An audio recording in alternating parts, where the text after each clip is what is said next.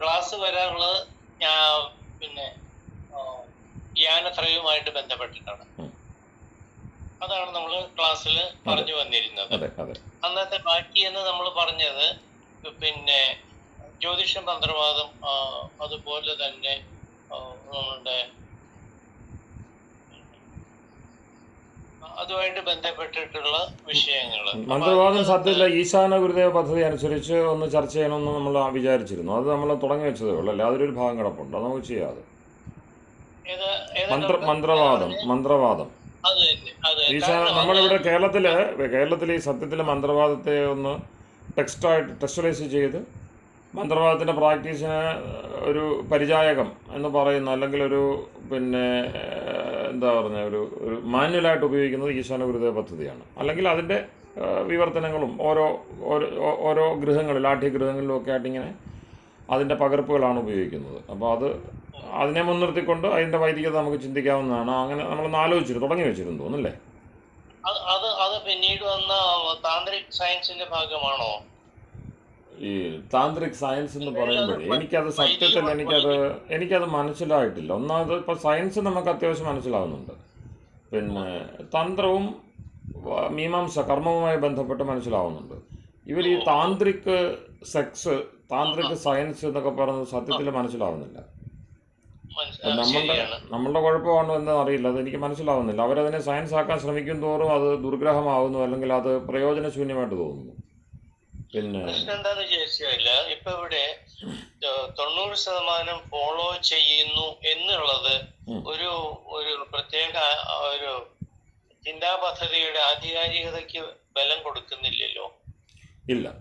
അതിന് സുകുമാർ അഴീക്കോട് മനോഹരമായിട്ടുള്ള അദ്ദേഹം പറഞ്ഞ ഒരു ഉദാഹരണമാണ് എനിക്ക് ഓർമ്മ വരുന്നത്. ഇപ്പം പിന്നെ രമണന് വളരെ എന്താ പറയുന്നത്, കവിതാ പ്രസ്ഥാനത്തെ വളരെ ജനകീയമാക്കി.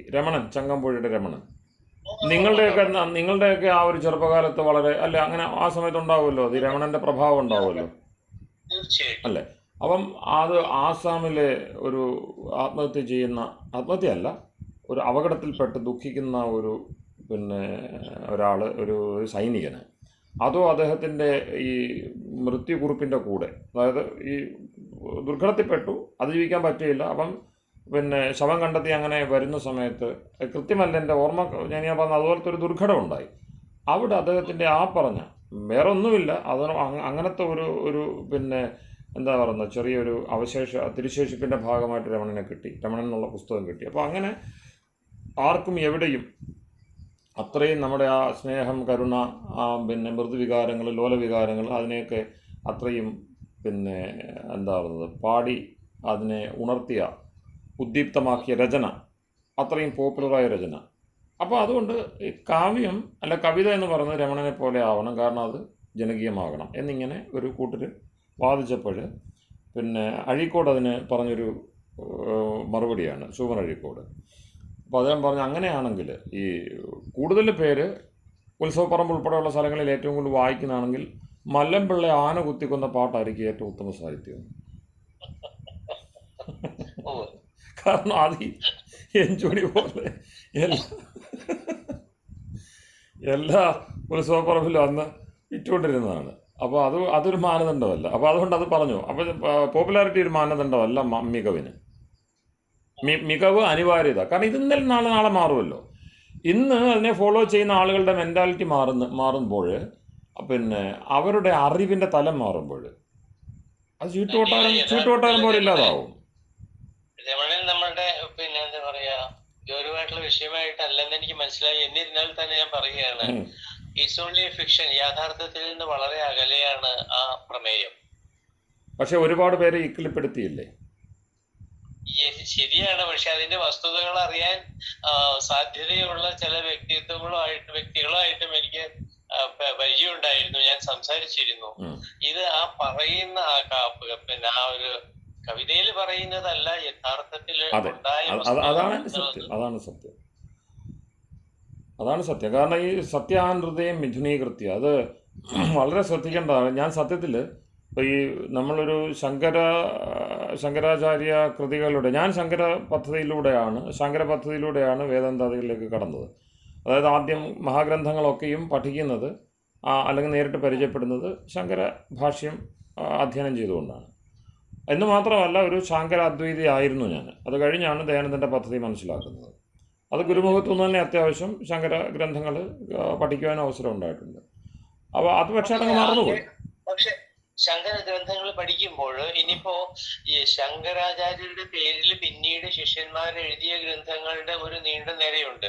രണ്ടാമത്തെ വിഷയം, ആ അർത്ഥത്തിൽ പറയുമ്പോൾ തന്നെ അവിടെ പറയുന്ന ബ്രഹ്മസത്യം ജഗത് മിഥ്യ എന്ന് പറയുന്ന ആ ഒരു സങ്കല്പത്തിലേക്ക് വരുമ്പോൾ നമ്മുടെ യുക്തിക്ക് അത് ചേരാറില്ലല്ലോ. നമ്മൾക്ക് അറിവുണ്ടായിട്ടല്ല, വെറുതെ we are applying our logic.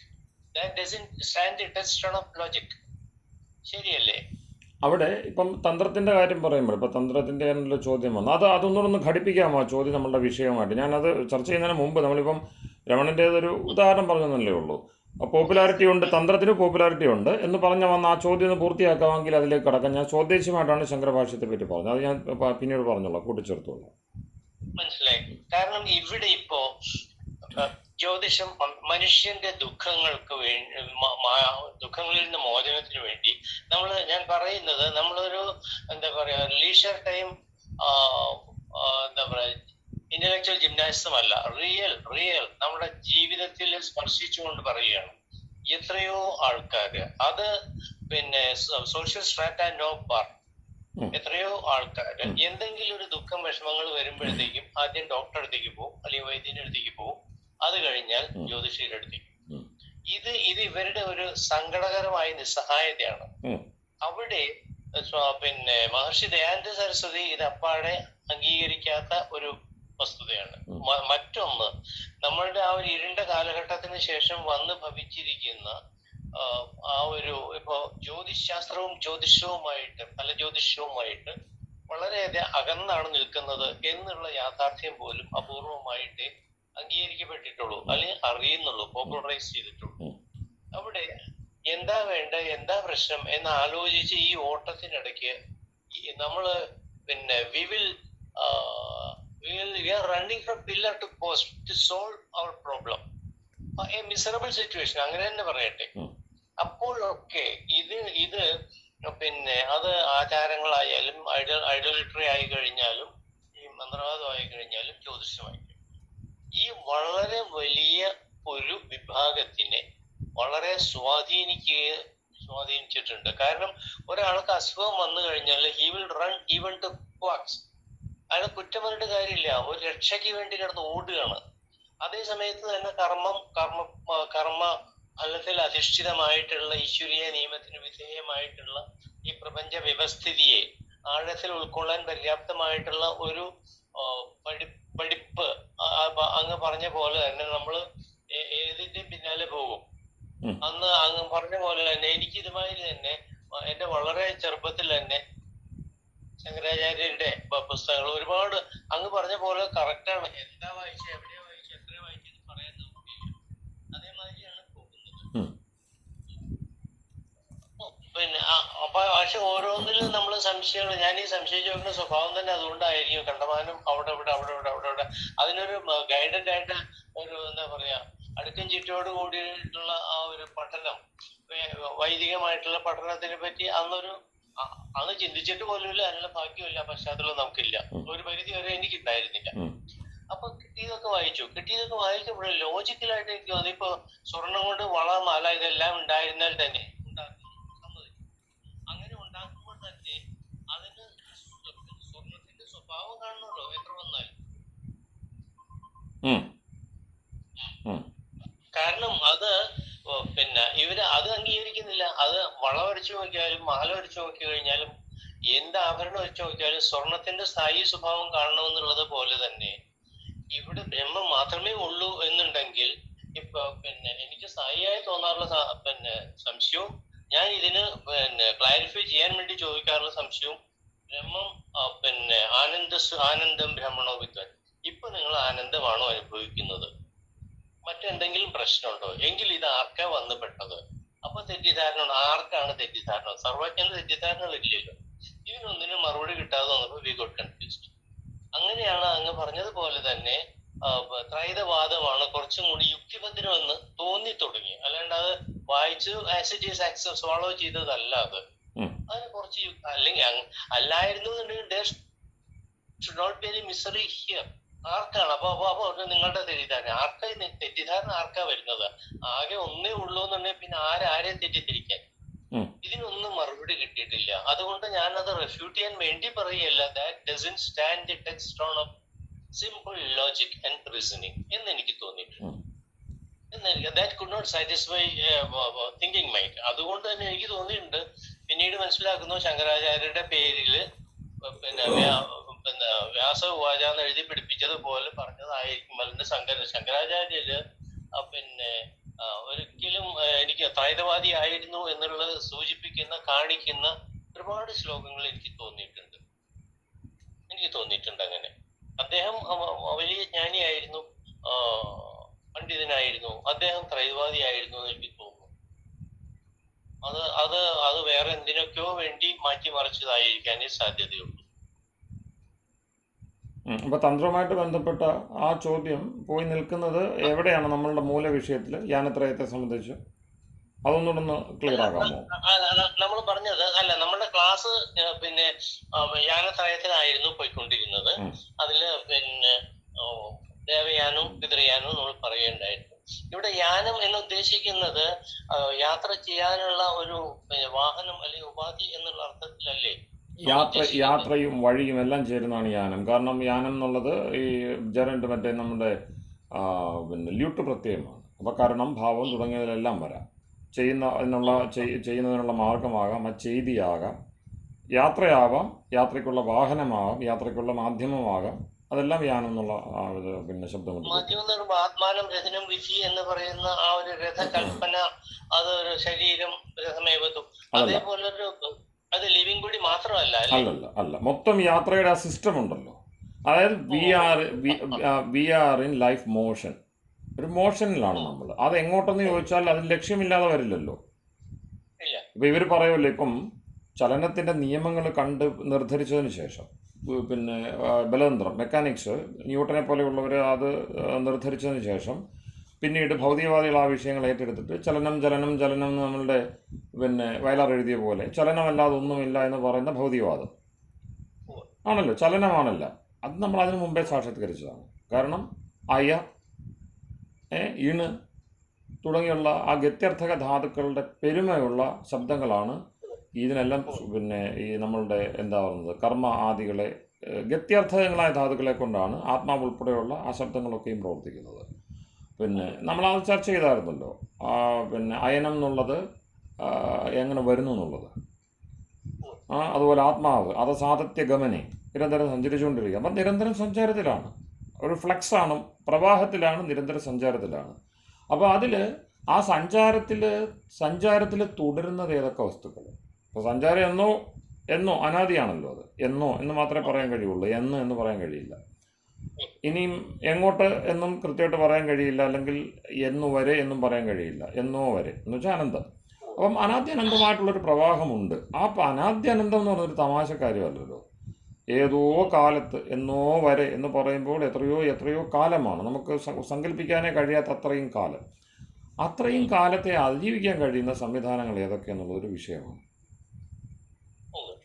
അതായത് ആദ്യാന്തം ഇതെന്ന് തുടങ്ങിയിട്ടുണ്ടോ തുടങ്ങിയിട്ടില്ല, അത് എന്നോ ഉണ്ട് എന്ന് പറയുന്ന അനാദികാലം മുതൽ ഇത് ഇന്നു വരെ അല്ലെങ്കിൽ ഇന്ന ഇടം വരെ എന്ന് പറയാൻ തീർപ്പ് പറയാൻ പറയാൻ കഴിയാത്ത അത്രയും കാലം വരെ തുടരണം, ഉണ്ടാവണം, സാന്നിധ്യം അറിയിച്ചുകൊണ്ടേയിരിക്കണം. നിരന്തരമായ സാന്നിധ്യം എന്ന് വെച്ചാൽ മാറ്റമില്ലാത്ത സാന്നിധ്യം. അപ്പോൾ ഏതോ ഒരു തുടക്കം മുതൽ ഏതോ ഒരു ഒടുക്കം വരെ തുടർച്ചയായിട്ട് യാതൊരു മാറ്റവുമില്ലാതെ നിലനിൽക്കാൻ കഴിയുന്ന ഒരു വസ്തു ഇല്ല എങ്കിൽ പ്രവാഹം തന്നെ അസത്യമാണ്. കാരണം പ്രവാഹം നടക്കണമെന്നുണ്ടെങ്കിൽ അങ്ങനെ ഒരു വസ്തു ഉണ്ടാവണമല്ലോ. അതുകൊണ്ടാണ് ബുദ്ധമതത്തെ സംബന്ധിച്ച്, ബുദ്ധദർശനം എന്ന് പറയരുത്, ബൗദ്ധ സമ്പ്രദായത്തെ സംബന്ധിച്ച് അവർ ഈ ഫ്ലെക്സിനെ, പ്രവാഹത്തെ മാത്രമേ അംഗീകരിക്കുന്നുള്ളൂ. തൊട്ട് മുമ്പത്തെ നിമിഷത്തിൽ എന്തുണ്ടോ അത് ഈ നിമിഷത്തിലില്ല, അത് അടുത്ത നിമിഷത്തിലും ഇല്ല. തീർച്ചയായിട്ടും ഒരു നദിയിൽ 2 വട്ടം കാലുകുത്താനാവില്ല എന്ന് ഹെറാക്ലിറ്റസ് പറഞ്ഞ പോലെ തന്നെ. അതുതന്നെ. അപ്പോൾ പ്രതീത്യ സമുത്പാദം എന്നാണ് പറയുന്നത്. അവ എങ്ങനെ ഉണ്ടെന്ന് വെച്ചാൽ ഇന്നലത്തെ ആ മുഹൂർത്തം ഇന്നത്തെ മുഹൂർത്തത്തെ സൃഷ്ടിച്ചു, അത് അടുത്ത മുഹൂർത്തത്തെ സൃഷ്ടിക്കുന്നു എന്നിങ്ങനെ നശിച്ചുകൊണ്ട് നാശം നാശത്തെ നയിച്ചുകൊണ്ടേയിരിക്കുന്നു. അതിന് ഉത്പാദം എന്ന് പറയണോ നാശം എന്ന് പറയണോ നിങ്ങൾ ഇഷ്ടം പോലെ തീരുമാനിച്ചു. നാശം നാശത്തെ നയിച്ചുകൊണ്ടിരിക്കുന്നു, ഉൽപ്പത്തിയെ നയിച്ചുകൊണ്ടിരിക്കുന്നു. അങ്ങനെ പോസിറ്റീവായിട്ടും നെഗറ്റീവായിട്ടും കാണാം. പക്ഷെ എന്തുണ്ട്, പക്ഷെ നമ്മൾ നാശം എന്ന് പറയുന്നത് കാര്യം കാരണത്തിൽ വിലയിക്കുന്നതാണ് നാശം മാത്രമാണ്.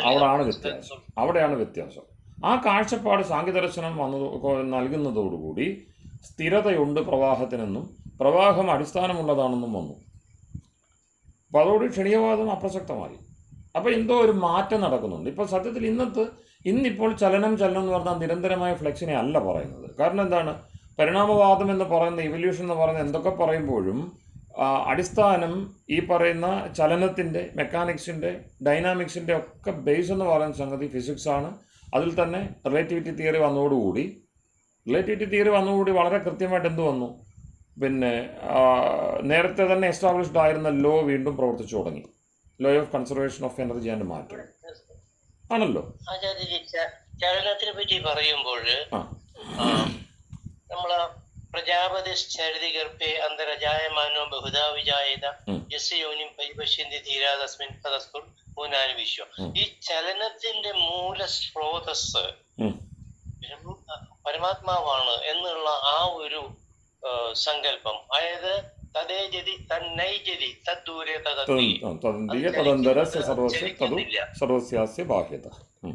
അതെ. അപ്പൊ ആ ചലനത്തിന്റെ ആത്യന്തികമായ മൂലസ്രോതസ് അത്, അല്ലെങ്കിൽ അത് തദ്ദേജതി തന്നൈജതി, ചലിക്കാതെ മറ്റുള്ളതിനെ ചലിക്കാൻ പ്രേരണ കൊടുക്കുമ്പോ നിശ്ചലമാണ് എന്നുള്ള ആ ഒരു സങ്കല്പവും കൂടി ഇതിനോട് ചേർത്ത് മനസ്സിലാക്കേണ്ടത് ആണല്ലോ. അതായത് ആഴത്തിലോട്ട് പോകുമ്പോൾ നിശ്ചലത, പരിവർത്തനത്തെ അതിജീവിക്കുവാനുള്ള സ്ഥിരത, ഇതെല്ലാം ഈ പ്രപഞ്ചത്തിൽ അസ്തിത്വത്തിലുണ്ട് എന്നിടത്തേക്കാണ് ആർഷദൃഷ്ടി, ഭാരതീയ ദൃഷ്ടി നീങ്ങുന്നത്. ആ മേൽത്തട്ടിൽ മാത്രമേ ഈ ചലനം, ബഹളം, നിരന്തരമായിട്ടുള്ള ഈ എന്താണ് പറയുന്നത് പരിവർത്തനം അതൊക്കെ ഉണ്ടാവുന്നുള്ളൂ, വിപ്ലവമൊക്കെ ഉണ്ടാവുന്നുള്ളൂ. വിപ്ലവമൊക്കെ വിപ്ലവം എന്ന് വെച്ചാൽ പെട്ടെന്നുള്ള മാറ്റങ്ങൾ, അതൊന്നും ആഴത്തിൽ ഇല്ല. ആഴത്തിൽ അങ്ങനെ അപ്രതീക്ഷിതമായ എതിർച്ഛയാ സംഭവിക്കുന്നൊന്നുമില്ല. അവിടെ സ്ഥിരമായ ആഴത്തിലേക്ക് പോകുന്തോറും സ്ഥിരതയാണ്, നിയമങ്ങളുടെ കണിശതയാണ് ആഴത്തിലോട്ട് പോകുന്തോറും വ്യക്തമാകുന്നത്. ക്വാണ്ടത്തിലും അതില്ല. ക്വാണ്ടത്തിലും അൺസർട്ടൈനിറ്റിയാണ് വരുന്നത്. ക്വാണ്ടം എന്ന് വെച്ചാൽ നമ്മൾ ഈ പറഞ്ഞ ന്യൂട്ടൻ്റെ ബലതന്ത്രത്തിന് അപ്പുറത്ത് നിൽക്കുന്ന അവാണവ, അണുവിനെയും പൊളിച്ച് കണ്ട ലോകത്ത്, അവാണവ ലോകത്ത്, സബാറ്റോമിക് ഫിസിക്സിൽ, പാർട്ടിക്കിൾ ഫിസിക്സിൽ അവിടെയും എന്താണ്, അസ്ഥിരതയാണ്. പക്ഷേ ആ അസ്ഥിരത നോട്ടക്കാരൻ്റെയാണ്. കണം, തരംഗം എന്നൊക്കെ പറഞ്ഞാൽ അയാൾക്ക് കാണാൻ കഴിഞ്ഞില്ലെന്നേ ഉള്ളൂ. കണവും തരംഗവുമായിരിക്കുന്ന ഒരു വസ്തു അവിടെയുണ്ട്. അയാൾക്ക് കണത്തെ നോക്കാനുള്ള കണ്ണേ ഉള്ളൂവെങ്കിൽ അതിനെ കണലോകമായിട്ടേ കാണാൻ കഴിയുള്ളൂ. തരംഗത്തെ നോക്കാനുള്ള സാമഗ്രികളാണ് അയാൾക്കുള്ളതെങ്കിൽ അയാൾ കാണുന്ന ലോകം ഈ പറയുന്ന തരംഗ ശ്രേണികളുടേതായിരിക്കും. അപ്പം ഒരേ സമയം തരംഗ ശ്രേണിയെയും അതേസമയം ഗണത്തെയും ഒരുപോലെ കാണാൻ കഴിയില്ല എന്നിടത്താണ് അവിടെ അനിശ്ചിതത്വം വരുന്നത്. അപ്പോൾ വസ്തുവിൻ്റെ സ്വഭാവം അനിശ്ചിതമാണ് എന്ന ചിന്ത ഹൈസൻബർഗിനെ പോലുള്ളവർ കൊണ്ടുവന്നു. ചലിക്കാതെ ചലനത്തിന് പ്രേരണ കൊടുക്കുക എന്നുള്ള ഒരു ഇന്റർപ്രിട്ടേഷൻ അല്ലേ നമ്മള് അല്ല, അവിടെയെല്ലാം ചലനമുണ്ടല്ലോ. കാരണം അതെല്ലാം പ്രാകൃതികമാണ്. ഇപ്പം ഹൈസൻബർഗിനെ അവരുടെ പരിമിതി എന്ന് പറഞ്ഞാൽ അവരാ നിരീക്ഷിതമായിട്ടുള്ള നിരീക്ഷണ പരീക്ഷണങ്ങൾക്ക് വിധേയമായ ഒരു ഭാഗത്തെ മാത്രമേ അവർ വ്യാഖ്യാനിക്കുകയുള്ളൂ. അതേസമയം നമുക്ക് കുറച്ചുകൂടെ അപ്പുറത്തേക്ക് ലോജിക് എന്ന് പറഞ്ഞ സംഗതിയുടെ സഹായത്തോടെ, ശ്രുതിയുടെ സഹായത്തോടെ യാത്ര ചെയ്യേണ്ടതുണ്ട്. ഇത് തന്നെ ഇപ്പം ആധുനിക സയൻസിൻ്റെ പിതൃപദവിയിൽ ഇരിക്കുന്നയാൾ അരിസ്റ്റോട്ടിലാണ്. അരിസ്റ്റോട്ടിൽ ഈ വിഷയം, മൂന്തൻ മാഷ് പറഞ്ഞ ആ വിഷയം അതേ ഭാഷയിൽ പറഞ്ഞിട്ടുണ്ട്. ദ അൺമൂവ്ഡ് മൂവർ എന്നാണ് അദ്ദേഹം ഈശ്വരനെ വ്യാഖ്യാനിച്ചത്. അതായത് നീക്കമില്ലാതെ നീക്കുന്നവൻ, എല്ലാത്തിനെയും മാറ്റുന്നവൻ. അപ്പം മാറ്റത്തെ നയിക്കുന്നവൻ, മാറ്റമില്ലാതെ മാറ്റത്തെ നയിക്കുന്നവൻ എന്നാണ് ഈശ്വര സത്തയെ അദ്ദേഹം നിർദ്ദേശിച്ചത്. മെറ്റാഫിസിക്സ് എന്ന് പറയുന്ന ഫിസിക്സിന് അപ്പുറത്തേക്ക് മെറ്റാഫിസിക്സ് വേണമെന്നും ഫിസിക്സിനെ കൊണ്ട് നമ്മളുടെ എല്ലാത്തരം കാര്യങ്ങളുടെയും നിർവാഹം സാധിക്കില്ല എന്നും, അതിനപ്പുറത്തേക്ക് അതിന് മീതെ, മെറ്റാ എന്ന് വെച്ചാൽ മീതെ, ഫിസിക്സിന് മീതെ പോകണം എന്നതുകൊണ്ടാണ് ഫിസിക്സ് പറഞ്ഞ ആൾ തന്നെ മെറ്റാഫിസിക്സും അദ്ദേഹം തന്നെയാണ് എന്ത് ചെയ്തത്, ഡിവൈസ് ചെയ്തത്, സിസ്റ്റമൈസ് ചെയ്തത്. അതിനെ ആധാരമാക്കിയാണല്ലോ അരിസ്റ്റോട്ടലിയൻ പദ്ധതിയിലാണ് ഇന്നും സയൻസ് പോയിക്കൊണ്ടിരിക്കുന്നത്. അത് ആർഷമാണ്. അരിസ്റ്റോട്ടലിൻ്റെ കാഴ്ച ആർഷമാണ്. തതേജതി തന്നേജതി ഈശാവാസ്യ ഉപനിഷത്തിൽ ഈശ്വരനെ അവതരിപ്പിക്കുന്ന ഭാഷ തന്നെയാണ് ഈ അൺമൂഡ് മൂവർ എന്നുള്ള സങ്കല്പത്തിന് പിന്നിലുള്ളത്. അതെ അതെ അതെ അതെ. അജായമാനോ ബഹുധാ വിജായത.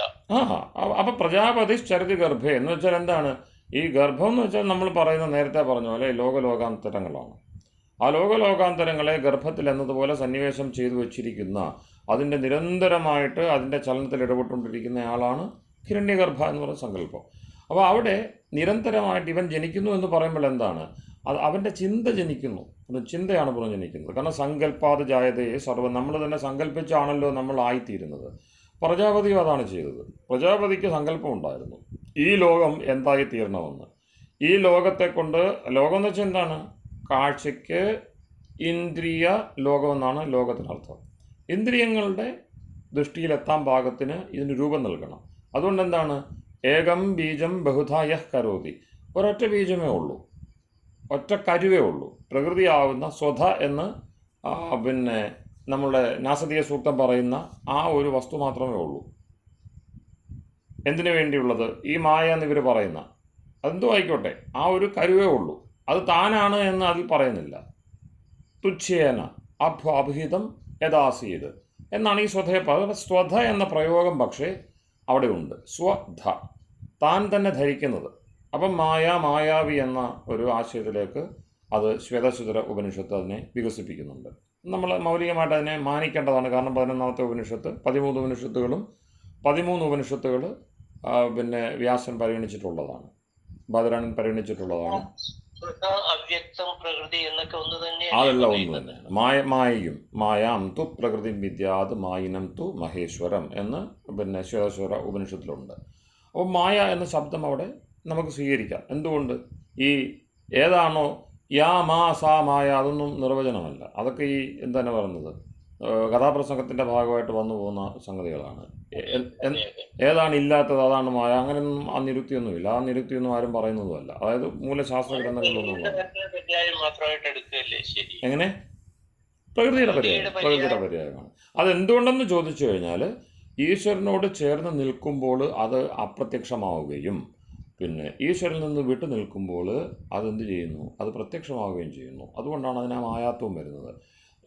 ഈശ്വരനിൽ നിൽക്കുന്ന ഒരാൾക്ക്, ഇപ്പോൾ നമ്മൾ ശരീരത്തോടൊപ്പം നിന്നുകൊണ്ട് ഈശ്വരനെ വീക്ഷിക്കുമ്പോൾ എത്ര കണ്ട് ഈശ്വരൻ അകലെയാണോ, അതുപോലെ തന്നെ ഈ പ്രകൃതിയും അതിൻ്റെ ഈ പറയുന്ന സുഖദുഃഖ മോഹ ചക്രവും ഒരു മുക്തനെ ജീവൻ മുക്തനെ സംബന്ധിച്ചും വിദേഹമുക്തനായ ഒരു എന്താ പറയുന്നത് ഈശ്വരനോടൊപ്പം സ്വതന്ത്ര സഞ്ചാരം നടത്തുന്ന മുക്തപുരുഷനെ സംബന്ധിച്ചും എന്തല്ലിത്?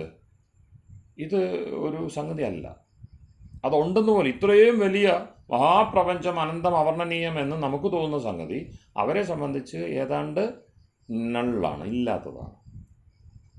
കാരണം അത് ഈശ്വരൻ്റെ അനന്തസത്തയിൽ അനന്തതയെ അനന്തതയുമായിട്ട് നിരന്തരം കാലത്തിലും സ്ഥലത്തിലും സത്തയിലുമുള്ള അനന്തതയുമായി നിരന്തരം സംബന്ധിച്ചുകൊണ്ടിരിക്കുന്ന അവരുടെ പ്രജ്ഞയിൽ, അവരുടെ സമാധി പ്രജ്ഞയിൽ എന്തല്ല ഇത്?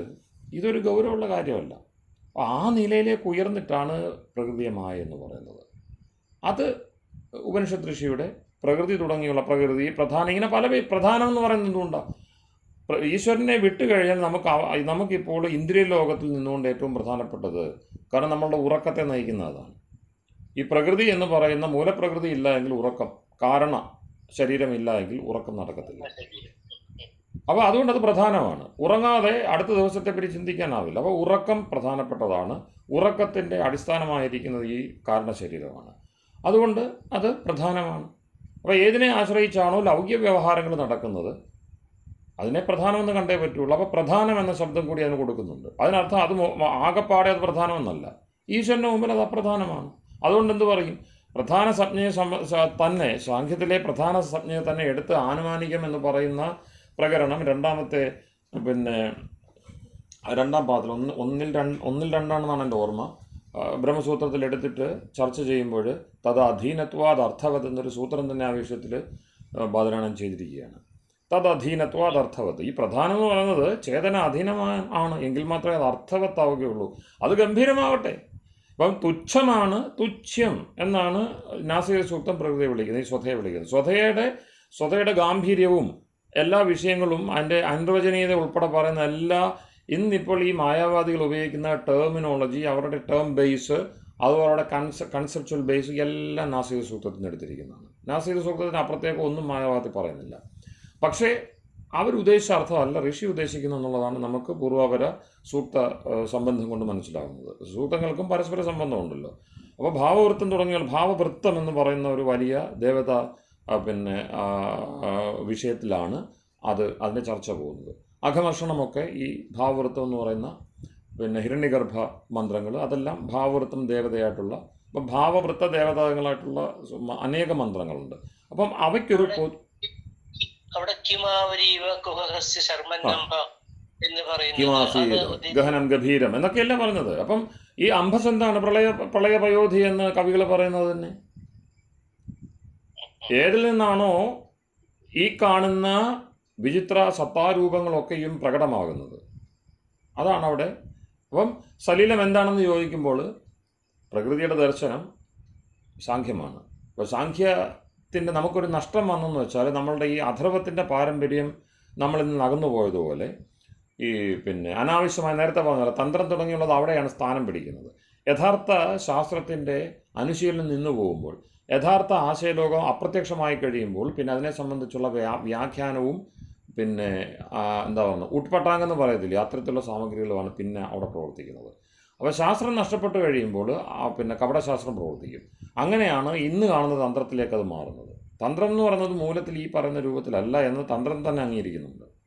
അവർ തന്നെ പറയുന്നുണ്ട്. അതായത് ഇപ്പം ബേസ് ടെക്സ്റ്റുകളാണ് ഇപ്പോൾ ഈ കാണുന്നത്. ഇപ്പം രുദ്ര യാമളാദി യാമളങ്ങളും മറ്റും പറയുമ്പോൾ ലോകത്തിലെ ഏറ്റവും വലിയ ആദി സ്രോതസ് ഞങ്ങളാണ് എന്ന് അവർ പ്രതിജ്ഞ ചെയ്യും. അങ്ങനെയൊന്നുമല്ല തന്ത്രഗ്രന്ഥങ്ങൾ പറയുന്നത്. അപ്പം തന്ത്രരാജനാവട്ടെ, കുലാർണവ തന്ത്രം, വാമകേശ്വര തന്ത്രം, ഇങ്ങനെയുള്ള തന്ത്രമൂല ഗ്രന്ഥങ്ങളുണ്ട്. അവിടെ പറയുന്നുണ്ട് വൈദികമായിട്ടുള്ള വിഷയങ്ങളെ സംബന്ധിച്ച് അതിൽ വ്യുത്പത്തി കുറഞ്ഞവർക്ക്, മന്ദപ്രജ്ഞരായ ആളുകൾക്ക് ലോകകാര്യങ്ങളെ പറ്റിയുള്ള ഒരു ബോധം ഉണ്ടാകാൻ വേണ്ടി, അനുഷ്ഠാനാദി കാര്യങ്ങളിൽ അവരെ നയിക്കുവാൻ വേണ്ടി അത് തന്ത്രം പ്രവക്ഷ്യാമി, ഇങ്ങനെയാണ് അവർ പറയുന്നത്. അപ്പോൾ ഈ തന്ത്രത്തിൻ്റെ മൂലഗ്രന്ഥങ്ങൾക്കൊന്നും ഇന്നത്തെ ഈ വേദത്തിന് മേലെയുള്ള അധികാരമോ വേദത്തേക്കാൾ വലിയൊരു കാര്യമാണെന്നും വേദത്തേക്കാൾ അത് പ്രായോഗികമാണെന്നും ഇങ്ങനെയുള്ള ഒരു വിഡംബനകളും മൂലതന്ത്രഗ്രന്ഥങ്ങളിലില്ല. പക്ഷേ ഇന്നത്തെ താന്ത്രികർ അതങ്ങനെയല്ലല്ലോ പറയുന്നത്. വൈദികം അതൊക്കെ അപ്രസക്തമായില്ലയോ? എന്ത് വൈദികത്തിനൊന്നും ഈ കാലത്ത് യാതൊരു പ്രസക്തിയില്ല. ജനതയുടെ ആവശ്യങ്ങളെ നോക്കുന്നത് തന്ത്രമാണെന്നൊക്കെ പറഞ്ഞാണ് അവരെന്ത് ചെയ്യുന്നത്, ഈ തീട്ടൂരങ്ങൾ ഇങ്ങനെ വിട്ടുകൊണ്ടിരിക്കുന്നത്. തന്ത്രമൂല ഗ്രന്ഥങ്ങളിലൊന്നും അതില്ല. അവിടെ പറയുന്നത് മന്ദബുദ്ധികൾക്ക് വേണ്ടി തന്ത്രം എന്ന് തന്നെയാണ് പറയുന്നത്. അതിന് ഒരുപാട് പ്രമാണങ്ങൾ പറയാം. അപ്പം ഇത് എന്തിനെന്ന് ചോദിച്ചാൽ അത് വളരെ പ്രധാനപ്പെട്ടൊരു കാര്യമാണ്. നേരത്തെ പറഞ്ഞ പോലെ അവിടെയാണ് ശങ്കരനെ നമുക്ക് വീണ്ടും ഉപയോഗിക്കേണ്ടി വരുന്നത്. റീയൂസിങ് ശങ്കര എന്ന് പറഞ്ഞ് ഞാൻ ആ ഒരു പ്രമേയമാണ് സത്യത്തിൽ കഴിഞ്ഞ ദിവസത്തെ ഈ ശങ്കരജയന്തി പ്രഭാഷണത്തിൽ ഉപയോഗിച്ചത്. അവിടെ അധ്യാസത്തിൽ അത്യന്ത വിവിക്തയോർ ധർമ്മധർമ്മിണയോർ മിഥ്യാജ്ഞാന നിമിത്ത സത്യാനൃതേ മിഥുനീകൃത്യ, വളരെ ഗംഭീരമായൊരു പ്രയോഗമാണ്. അധ്യാസ ഭാഷ്യം ശ്രീ ശങ്കരൻ്റെ ബ്രഹ്മസൂത്ര ഭാഷ്യം ആരംഭിക്കുമ്പോഴുള്ള ആ ഭാഗത്തിലെ സത്യാനൃതേ മിഥുനീകൃത്യ, സത്യവും കള്ളവും ഉള്ളതും കള്ളവും കൂടി, ഉള്ളതും ഇല്ലാത്തതും കൂടി കൂട്ടിക്കുഴിച്ചിട്ട് അഹമിതം മമേതമേരി, പിന്നെ വരുമ്പോൾ ഞാനാണ് എൻ്റേതാണ് എന്ന ഒരു മട്ടിലേക്ക് ലോകത്തെ അങ്ങ് നമ്മൾ ക്രമീകരിക്കും. ലോകത്തിൽ എന്തിനേയും ക്രമീകരിക്കും. നമുക്ക് രണ്ട് ദൃഷ്ടിയുള്ളൂ, ഞാൻ എൻ്റേത്. കള്ളവും ശ്രദ്ധിക്കണം. സത്യാനൃതേ മിഥുനീകൃത്യ, ആചാര്യശങ്കരൻ്റെ വാക്കുകളാണ്, വളരെ ശ്രദ്ധേയമാണ്. എന്ന് വെച്ചാൽ ബ്രഹ്മസൂത്ര ഭാഷ്യത്തെ, വേദാന്തം എന്ന് പറഞ്ഞ ദർശനത്തെ അവതരിപ്പിക്കുവാൻ വേണ്ടി അദ്ദേഹം തൻ്റെ തൂലിക ചലിപ്പിക്കുമ്പോൾ ആദ്യം പ്രത്യക്ഷപ്പെടുന്ന വരികളാണ്. ആ വിഷയത്തിലേക്ക് നമ്മളെ മെല്ലെ നയിക്കുകയാണ്. എന്താണ് വേദാന്ത ദർശനം കൊണ്ട് ഉദ്ദേശിക്കുന്നത്? ബ്രഹ്മം എന്ന് പറയുന്ന ആ സങ്കല്പം എന്തിനു വേണ്ടിയുള്ളതാണ്? അതിൻ്റെ യാഥാർത്ഥ്യം എന്താണ്? അതിലേക്ക് നമ്മളെ നയിക്കുകയാണ്. അപ്പോൾ അത് ഈ മായാവാദം, മിഥ്യാവാദം, ഇത്തരത്തിലുള്ള സാമഗ്രികളൊക്കെ എടുത്ത് മാറ്റിവെച്ചിട്ട് സത്യം ഒന്നേ ഉള്ളൂ എന്നുള്ള ഇവരുടെ ദുർഘടവാദമൊക്കെ മാറ്റിവെച്ചിട്ട് ഒരാചാര്യൻ്റെ വാക്കുകൾ എന്ന മട്ടിൽ നമ്മളതിനെ കേൾക്കുമ്പോൾ ഒരുപാട് അർത്ഥം തെളിഞ്ഞു വരുന്നുണ്ട്. അപ്പോൾ സത്യാനൃതേ മിഥുനീകൃത്യ, സത്യവും അനൃതവും. അനൃതം എന്ന് വെച്ചാൽ ഋതുവിരുദ്ധമായത്. അപ്പം അനൃതേന ഹി പ്രത്യൂഢ മനുഷ്യ എന്ന് ഉപനിഷത്തിൽ കാണാം. നമ്മൾ സത്യത്തിൽ നിന്നും വളരെ ദൂരം മാറിയിരിക്കുകയാണ്. എന്താണ് സംഭവം എന്നുള്ളത് ചിന്തിച്ചു കൊള്ളുക. സത്യത്തിൽ നിന്ന് വളരെ ദൂരെയാണ് നമ്മൾ. എന്തുകൊണ്ടെന്ന് ചോദിച്ചാൽ അനൃതം കൊണ്ടാണ്. ഋതം എന്താണ്? ഋതം വേദത്തിൽ പറയുന്നുണ്ടല്ലോ, ഋതം ച സത്യം ചാഭീധ തപസോധ്യജായത എന്ന് പറയുന്ന ഋതം വൈദികമായിട്ടുള്ള വേദം ചൂണ്ടിക്കാണിക്കുന്ന ഈശ്വരീയമായ അല്ലെങ്കിൽ താത്വികമായ സത്യസന്ധമായ വസ്തുനിഷ്ഠമായിട്ടുള്ള നിയമവ്യവസ്ഥയാണ് ഋതം. അതിന് വിപരീതമായത് നഋതം അനൃതം. അങ്ങനെ ഋതവിരുദ്ധമായതിനെ കൊണ്ട് പ്രപഞ്ചത്തിലെ സ്വാഭാവികമായ താളത്തിന് വിപരീതമായിട്ടുള്ള നമ്മുടെ ചലനങ്ങളെ കൊണ്ട് നമ്മൾ ചലിക്കുന്നുണ്ട്, പക്ഷേ പ്രപഞ്ചത്തിൻ്റെ താളത്തിനൊത്തല്ല ചലിക്കുന്നത്. സൂര്യ ചന്ദ്രമസാവിവ എന്നാണ് പറയുന്നത്. സൂര്യനെയും ചന്ദ്രനെ പോലെ സ്വസ്തിബന്ധാവിൽ ചലിക്കണം. സൂര്യസ്യാവർത്തം അന്വാവർത്തസ്വ. സൂര്യനൊരു ചലന വൃത്തമുണ്ട്, ഒരു ഭ്രമണ പഥമുണ്ട്, അതിനെ അനുവർത്തനം ചെയ്യണം. ഇതൊക്കെയാണ് ജ്യോതിഷാദികളെ മുന്നോട്ട് വെച്ചുകൊണ്ട് ഋഷികൾ പറയുന്നത്. നിങ്ങൾ ആ കണ്ണിലൂടെ നോക്കിക്കാണും. ജ്യോതിഷാമയനം ചക്ഷു. ഈ ജ്യോതിർഗ്രഹങ്ങളുടെ സഞ്ചാരപഥത്തെ ഗ്രഹിച്ചുകൊണ്ട് അത് നിങ്ങളുടെ കണ്ണായി മാറണം. ആ കണ്ണിലൂടെ ലോകത്തെ കാണുവാൻ കഴിയണം. അവ നൽകുന്ന വെളിച്ചത്തെ നിങ്ങളുടെ കണ്ണിലെ അകക്കണ്ണിനെ തുറക്കുവാൻ വേണ്ടി ഉപയോഗിക്കണം. ഇതിനൊക്കെയാണ് ജ്യോതിഷം എന്ന് പറയുന്നത്. അപ്പം കർമ്മം ഉൾപ്പെടെയുള്ള എല്ലാ ലോകങ്ങളെയും എല്ലാ മണ്ഡലങ്ങളെയും തെളിച്ചെടുക്കുവാൻ വേണ്ടിയുള്ളൊരു കാഴ്ചപ്പാട് അങ്ങനെ വസ്തുനിഷ്ഠ ലോകത്തെ കൊണ്ട് പ്രകാശത്തെ കൊണ്ട് സിദ്ധമാക്കണം. സൂര്യൻ എന്ന് പറഞ്ഞൊരു വസ്തുനിഷ്ഠ സത്യമാണ്. ഒരു കൽപ്പിത യാഥാർത്ഥ്യത്തെ, സൂര്യദേവൻ എന്നൊക്കെ പറഞ്ഞ് നമ്മൾ കൽപ്പിച്ച് മാറ്റി നിർത്തേണ്ട ഒരു യാഥാർത്ഥ്യത്തെ അല്ല, മറിച്ച് നമ്മൾക്ക് കണ്ണിൽ കാണുന്ന അപ്പോൾ തീർത്തും വസ്തുനിഷ്ഠമായിട്ടുള്ള ഒരു ലോകം തന്നെയാണ് വെളിച്ചത്തിലേക്ക് നമ്മളെ നയിക്കുന്നത് എന്ന് വസ്തുനിഷ്ഠമായിട്ട് പറയുകയാണ് വേദത്തിൻ്റെ രീതി. ആചാര്യശങ്കരൻ, എൻ്റെ ഓർമ്മ ശരിയാണെങ്കിൽ ബൃഹദാരണ്യോപനിഷത്ത് ഭാഷ്യത്തിൽ പറയും, യഥാഭൂതാർത്ഥവാദിത്വാത് വേദസ്യ. യഥാഭൂത അർത്ഥവാദിത്വാത് വേദസ്യ. പലതരം അർത്ഥവാദങ്ങളുണ്ട്. യഥാഭൂത അർത്ഥവാദം, എന്താണോ ഉള്ളതിനെ ഉള്ളതുപോലെ പറയുവാനുള്ള ശ്രമമാണ് വേദത്തിൻ്റെ ഭാഗത്തുള്ളത്. അപ്പോൾ അതിനെ അങ്ങനെ കാണണം. സങ്കല്പം, കെട്ടിവെച്ച സംഗതികൾ, കഥാപ്രസംഗം ഒന്നും വേദത്തിൽ വരില്ല. അങ്ങനെ നമുക്ക് തോന്നുന്നുവെങ്കിൽ നമുക്കെന്തോ കാഴ്ചയുടെ അല്ലെങ്കിൽ കേൾവിയുടെ കുഴപ്പമുണ്ട്. അങ്ങനെ പറയുമ്പോൾ അദ്ദേഹം എന്താ പറയുന്നത്, ലോകത്തെ, പക്ഷെ നമ്മൾ ഈ ചുറ്റുപാട് നടക്കുന്ന സംഗതി എന്തെന്ന് പറയുമ്പോൾ അഹമിതം അമേതമിതി നൈസർഗികോയം ലോകവ്യവഹാര. അദ്ദേഹം എങ്ങനെ പറഞ്ഞു നോക്കിയേ, ലോകവ്യവഹാരം മിഥ്യ അല്ലെങ്കിൽ ഇല്ലാത്തത്, അസംബന്ധം എന്നല്ല പറയുന്നത്, അതിൻ്റെ ക്രമക്കേട് പറയുകയാണ്. നൈസർഗികോയം ലോകവ്യവഹാര. നമ്മൾ കാണുമ്പം മുതൽ, നമ്മളുടെ പൂർവികർ ഈ വിഷയത്തിൽ ചിന്തിക്കുന്ന കാലം മുതൽ, നാസദീയ സൂക്തത്തിൽ ആദിദേവന്മാരെ പറ്റിയും ഋഷിമാരെ പറ്റിയും പറയുന്ന കാലത്തും ഈ പറയുന്ന മായ അല്ലെങ്കിൽ ഈ ലോകത്തിൻ്റെ തുച്ഛത, ഇതിൻ്റെ ഒരു ഇന്ദ്രജാലപരത, കൺകെട്ട്, അനിർവചനീയത ഒക്കെ നിലനിൽക്കുന്നുണ്ട്. സത്യവും അതിൻ്റെ പ്രശ്നം എന്താണെന്ന് ചോദിച്ചാൽ സത്യവും അസത്യവും കൂടിക്കലർന്നിരിക്കുന്നു. എന്നിട്ട് എല്ലാ വ്യവഹാരങ്ങളും ഒന്നായിട്ട് മാറുന്നു. അഹം ഇതം മമ ഇതം. ഇത് ലോകം, പ്രപഞ്ചം, അത് ഞാനാണ്. പിന്നെയോ ഇത് എൻ്റേത്. രണ്ടും ഒരേപോലെ, ഒരു നാണയത്തിൻ്റെ രണ്ട് വശങ്ങൾ പോലെ. ഹൃദയം പറയുന്നു, വളരെ വലിയ ചിന്തയാണ്. ഇതിനെന്തോ ഒരു പ്രശ്നമുണ്ടല്ലോ, രണ്ടിനകത്തും നിങ്ങൾ ഇതം എന്ന് പ്രയോഗിച്ചുവല്ലോ. അപ്പം നമ്മൾ സാധാരണ വ്യാകരണത്തിൽ നോക്കുമ്പോൾ അദ്ദേഹം തന്നെ തുടങ്ങുന്നത് ഇങ്ങനെയാണ്, യുഷ്മത് അസ്മത് പ്രത്യയ ഗോചരയോ. ഇതിന്മേൽ ഒരുപാട് തർക്കം നടന്നിട്ടുണ്ട്. ആര്യസമാജികൾ ഇതിനെ ഖണ്ഡിച്ചിട്ടുണ്ട്. ഈ യുഷ്മത് അസ്മത് എന്ന് പറഞ്ഞ് ഒരു സംഗതി വ്യവഹരിച്ചിട്ട് അദ്ദേഹം പിന്നെ പറയുന്നു, വിഷയണിയോ, വിഷയം വിഷയി. അപ്പം യുഷ്മത് എന്ന് പറയുന്നത് വിഷയം, യുഷ്മത് എന്ന് വെച്ചാൽ നീ, അസ്മത് ഞാൻ. അപ്പം നീ ഞാൻ എന്ന പ്രത്യയം ബോധം. അപ്പം നീ എന്ന് പറയുന്ന ആ ഒരു ചിന്ത, നീ എന്ന് വിളിക്കുമ്പോൾ അത് രാമനാകാം, കൃഷ്ണനാകാം, ആരും ആവാമല്ലോ. നീ എന്ന് വിളിക്കുന്ന അതിൻ്റെ ആ വാക്ക് പ്രതിഫലിപ്പിക്കുന്ന ഒരു ലോകം, അതിനെ വിഷയമെന്ന് പറയുന്നു. അത് ശങ്കരഭാഷ്യൻ തുടങ്ങുന്നത് അങ്ങനെയാണ്. അസ്മത് പ്രത്യയ ഗോചരം. അസ്മത് എന്ന് വെച്ചാൽ ഞാൻ എന്ന് വ്യവഹരിക്കുമ്പോൾ തെളിഞ്ഞു വരുന്ന ഒരു ലോകം.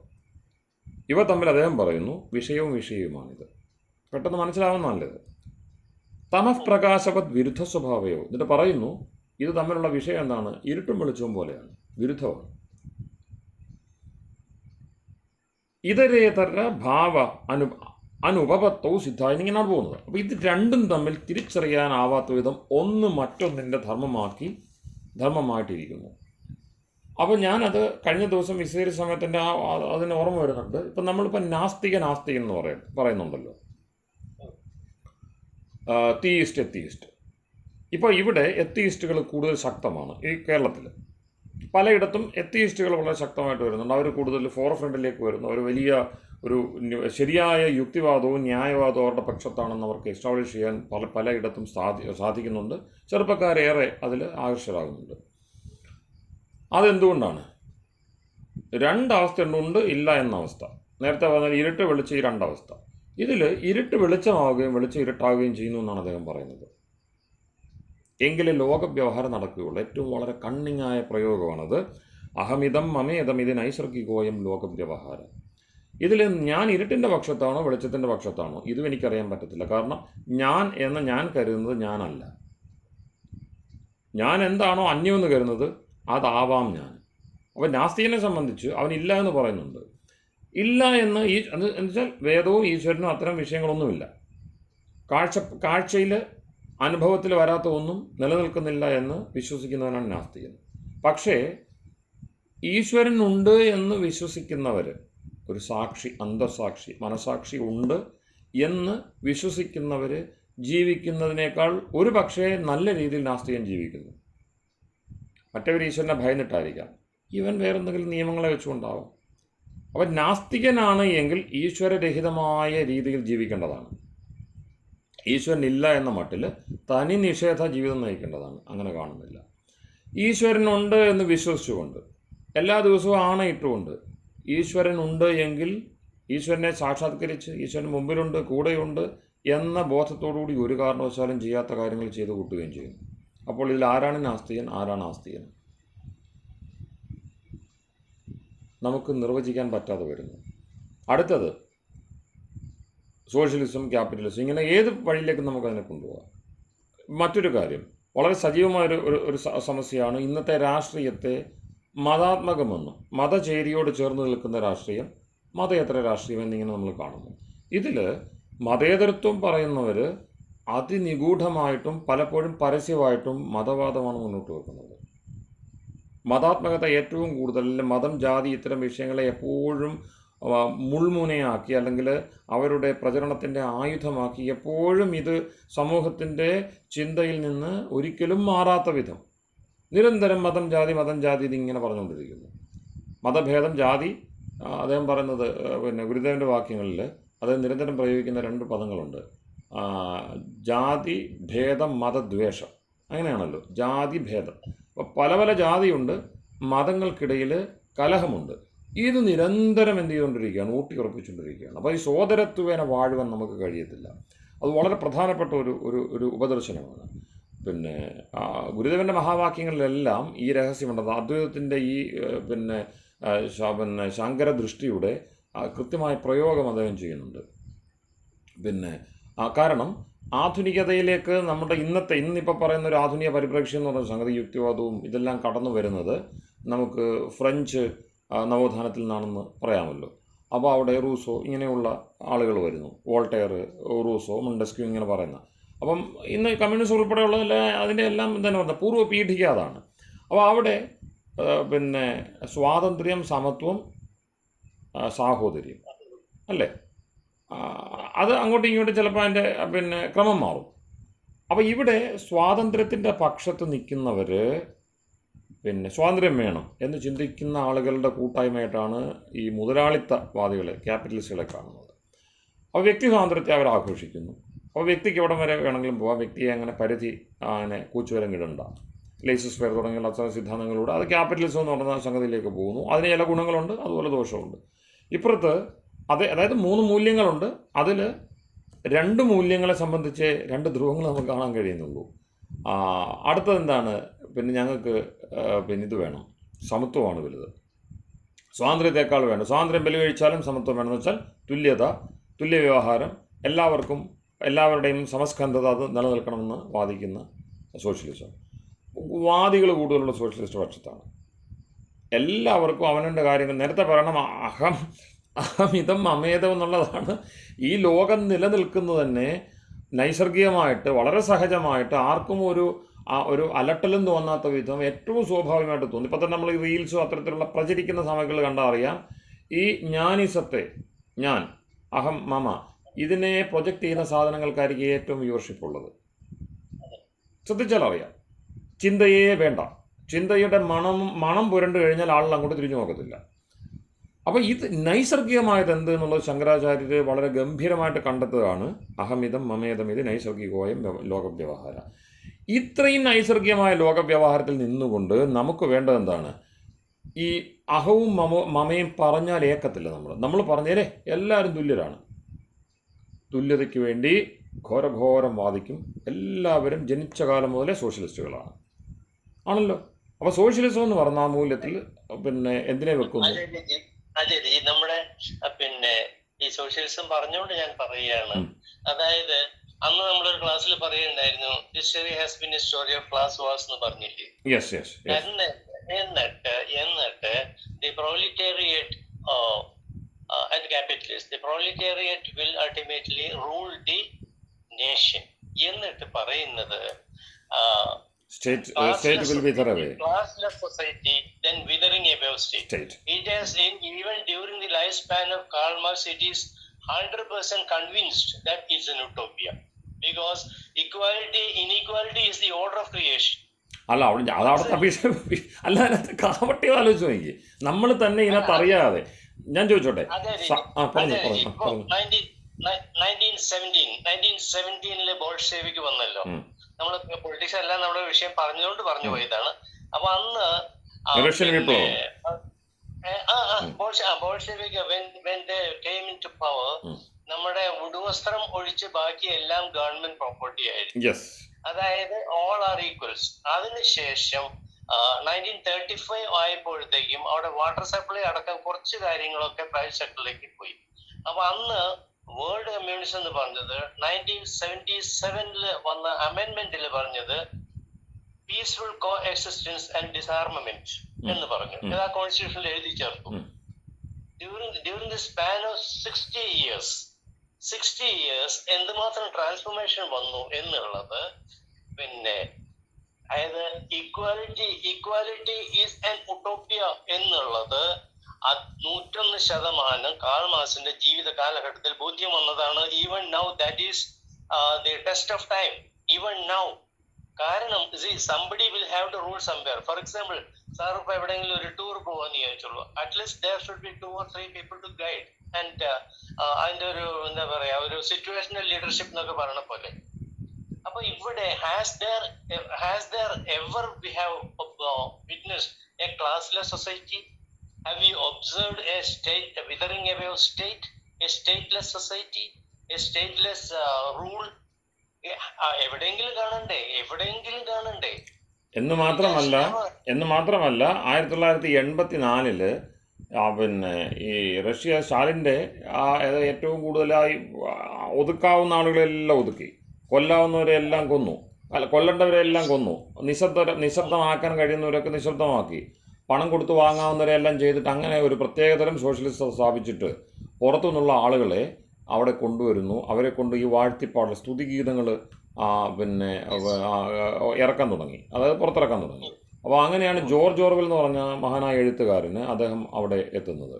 അദ്ദേഹം 1984 എന്ന് പറഞ്ഞ മഹത്തായ ഒരു പ്രബന്ധം അവിടെ അതിനുവേണ്ടി തയ്യാറാക്കി. ഈ കാര്യത്തിന് വേണ്ടി അദ്ദേഹത്തെ കൊണ്ട് ഉദ്ദേശം എന്തെന്ന് വെച്ചാൽ ഏറ്റവും നല്ല സ്ഥലങ്ങൾ മാത്രം കൊണ്ട് കാണിച്ച് ലോകത്തിലെ നന്മയുടെ Kedaram, this is the heaven, ഈ ലോകത്തിലെ മനസാക്ഷിയുള്ളവരൊക്കെ ചിന്തിച്ച ഒരു സ്വർഗ്ഗമുണ്ടല്ലോ, അതിതാണ് എന്ന് സ്ഥാപിക്കാൻ വേണ്ടിയാണ് എന്ത് ചെയ്തത്. ഇപ്പോൾ ക്രിസ്ത്യാനികൾ കണ്ടൊന്നുമല്ല സ്വർഗ്ഗം ഇതാണ് സ്വർഗ്ഗം. ഓർത്തഡോക്സുകാർ വെറുതെയാണ് സ്വർഗ്ഗത്തെപ്പറ്റി പറയുന്നത്. ബോൾഷെവിക്കുകളാണ് സാധിച്ചിരിക്കുന്നത്. ആരെങ്കിലും നേരത്തെ സ്വപ്നം കണ്ടിരിക്കാൻ ഞങ്ങളാണ് സാക്ഷാത്കരിച്ചിരിക്കുന്നത്. ഇങ്ങനെ ഒന്ന് എന്താ പറയുക, വിളംബരം ചെയ്യാൻ വേണ്ടിയാണ് ഓർവെലിനെ പോലെയുള്ളവരെ അവിടെ കൊണ്ടുപോകും. മികച്ച എഴുത്തുകാരെ ചിന്തകരെല്ലാം കൊണ്ടുപോയി. ഓർവെലും പോയി, അദ്ദേഹം ഇതെല്ലാം കണ്ടതിന് ശേഷം വന്ന് എഴുതിയാണ് 1984. ഒരു വലിയ മഹത്തായ ഒരു എഴുത്താണത്, ഒരു ഡോക്യുമെൻ്റാണ്. അപ്പം അതിൻ്റെ എനിക്ക് ഓർമ്മ വരുന്ന, രസകരമായ ഓർമ്മ വരുന്നതാണ് ഈ ഈക്വാലിറ്റിയെ പറ്റി പറയുന്നത്. പിന്നെ in Russia, communist Russia, all are equal but some are more equal than others. കാരണം പാർട്ടി എന്ന് പറഞ്ഞ വ്യവസ്ഥ ഇല്ലാതാവുന്നില്ല. സ്റ്റേറ്റ് ഇല്ലെങ്കിൽ പാർട്ടി വരുമല്ലോ. അവിടെ പാർട്ടിയിൽ ഹൈറാർക്കി സ്വാഭാവികമായിട്ടും വരുമല്ലോ. സീനിയോറിറ്റി എന്ന് പറഞ്ഞ പ്രശ്നം വരുമല്ലോ. സീനിയോറിറ്റി എന്ന് പറഞ്ഞ സാധനം കുറച്ചുകൂടെ കഴിയുമ്പോൾ ഹൈറാർക്കിയിൽ എന്തുണ്ടാക്കും, ഒരു വലയുണ്ടാക്കി വെക്കും. അതിനുള്ളിൽ നിന്നുകൊണ്ടില്ല, ആ വലയത്തിനും വലയ്ക്കും ഉള്ളിൽ നിന്നുകൊണ്ടല്ലാതെ ഒരാൾക്കും ഒന്നും മിണ്ടാനും പ്രവർത്തിക്കാനും പറ്റത്തില്ല. അപ്പോൾ ഇത് കണ്ടിട്ട് ഇതിൻ്റെ ദുർഘടവും ഇതിൻ്റെ ഭീകരതയും, കാരണം പിന്നീടെന്നല്ലേ നമ്മൾ പുറത്തേക്ക് അറിയുന്നത്. ഇപ്പം പിന്നെ ക്യാപിറ്റലിസം പ്രശ്നമാണ്. കാരണം എന്താണ്, കണ്ടമാനം ആർത്തിയെ പ്രോത്സാഹിപ്പിക്കുന്നു. എല്ലാവനും ഭൂമിയെയും പിന്നെ ചുറ്റുപാടിനെയും കൂടപ്പുറപ്പുകളെയും എല്ലാം ചൂഷണം ചെയ്യാൻ എല്ലാവരും ആരംഭിച്ചു കഴിഞ്ഞാൽ ഇത് ഇവിടെ ചെന്ന് നിൽക്കും. അപ്പം ആർത്തിയുടെ ഒരു വല്ലാത്ത ആർത്തതയാണ് ഇത് കാണിക്കുന്നത്. പിന്നെ ഈ പൂഞ്ചിവാദം എന്ന് പറഞ്ഞ ക്യാപിറ്റലിസം കാണിക്കുന്നത്. അപ്പോൾ അത് നമുക്ക് സഹിക്കാൻ പറ്റത്തില്ല എന്ന് പറയുന്നു. സംഗതി പലപ്പോഴും പലയിടത്തും, ഇപ്പം അമേരിക്കയിലൊക്കെ നമുക്ക് കഥ വായിച്ചാൽ കിട്ടുന്നതാണ്.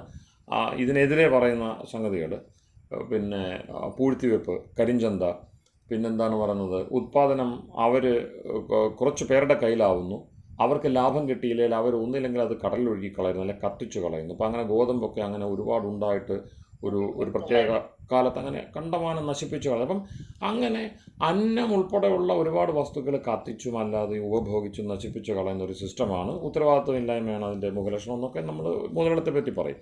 പക്ഷെ അവരിത്രയും മനുഷ്യരെ കത്തിച്ചിട്ടില്ല. ഈ പറയുന്ന സ്വാതന്ത്ര്യം എന്ന് പറഞ്ഞതിന് വേണ്ടി, അതിനെ എതിർത്തുകൊണ്ട് സമത്വത്തിന് വേണ്ടി വാദിച്ച ആളുകൾ ഏറ്റവും കൂടുതൽ കൊന്നത് മനുഷ്യരെയാണ്. ഏറ്റവും കൂടുതൽ ലോകം നമുക്കറിയുന്ന, അതായത് അറിയപ്പെടുന്ന ലിഖിത ചരിത്രത്തിൽ ഏറ്റവും കൂടുതൽ കൊലപാതകം നടന്നിരിക്കുന്ന ഹിറ്റ്ലറുടെ കാലത്തൊന്നുമല്ല. നമ്മുടെ ചർച്ചയുടെ ആദ്യ ക്ലാസ്സുകളിൽ തന്നെ ഈ ഒരു സ്റ്റാറ്റിസ്റ്റിക്സ് ഞാനത് അന്വേഷിച്ചിരുന്നു, നെറ്റിൽ സെർച്ച് ചെയ്തു. നടന്നിരിക്കുന്ന കൊലപാതകങ്ങളുടെ എണ്ണം, വർഷം, ആര്. അവിടെ ഹിറ്റ്ലർ വളരെ സാഡിസ്റ്റ് ആയിരുന്നു, വളരെ. അതിനുശേഷം കൊന്നിരിക്കുന്ന, ഈ സ്റ്റാലിൻ ഭരണകാലത്ത് കൊന്നിരിക്കുന്ന അതിന്റെ സ്റ്റാറ്റിസ്റ്റിക്സ് ഉണ്ട്.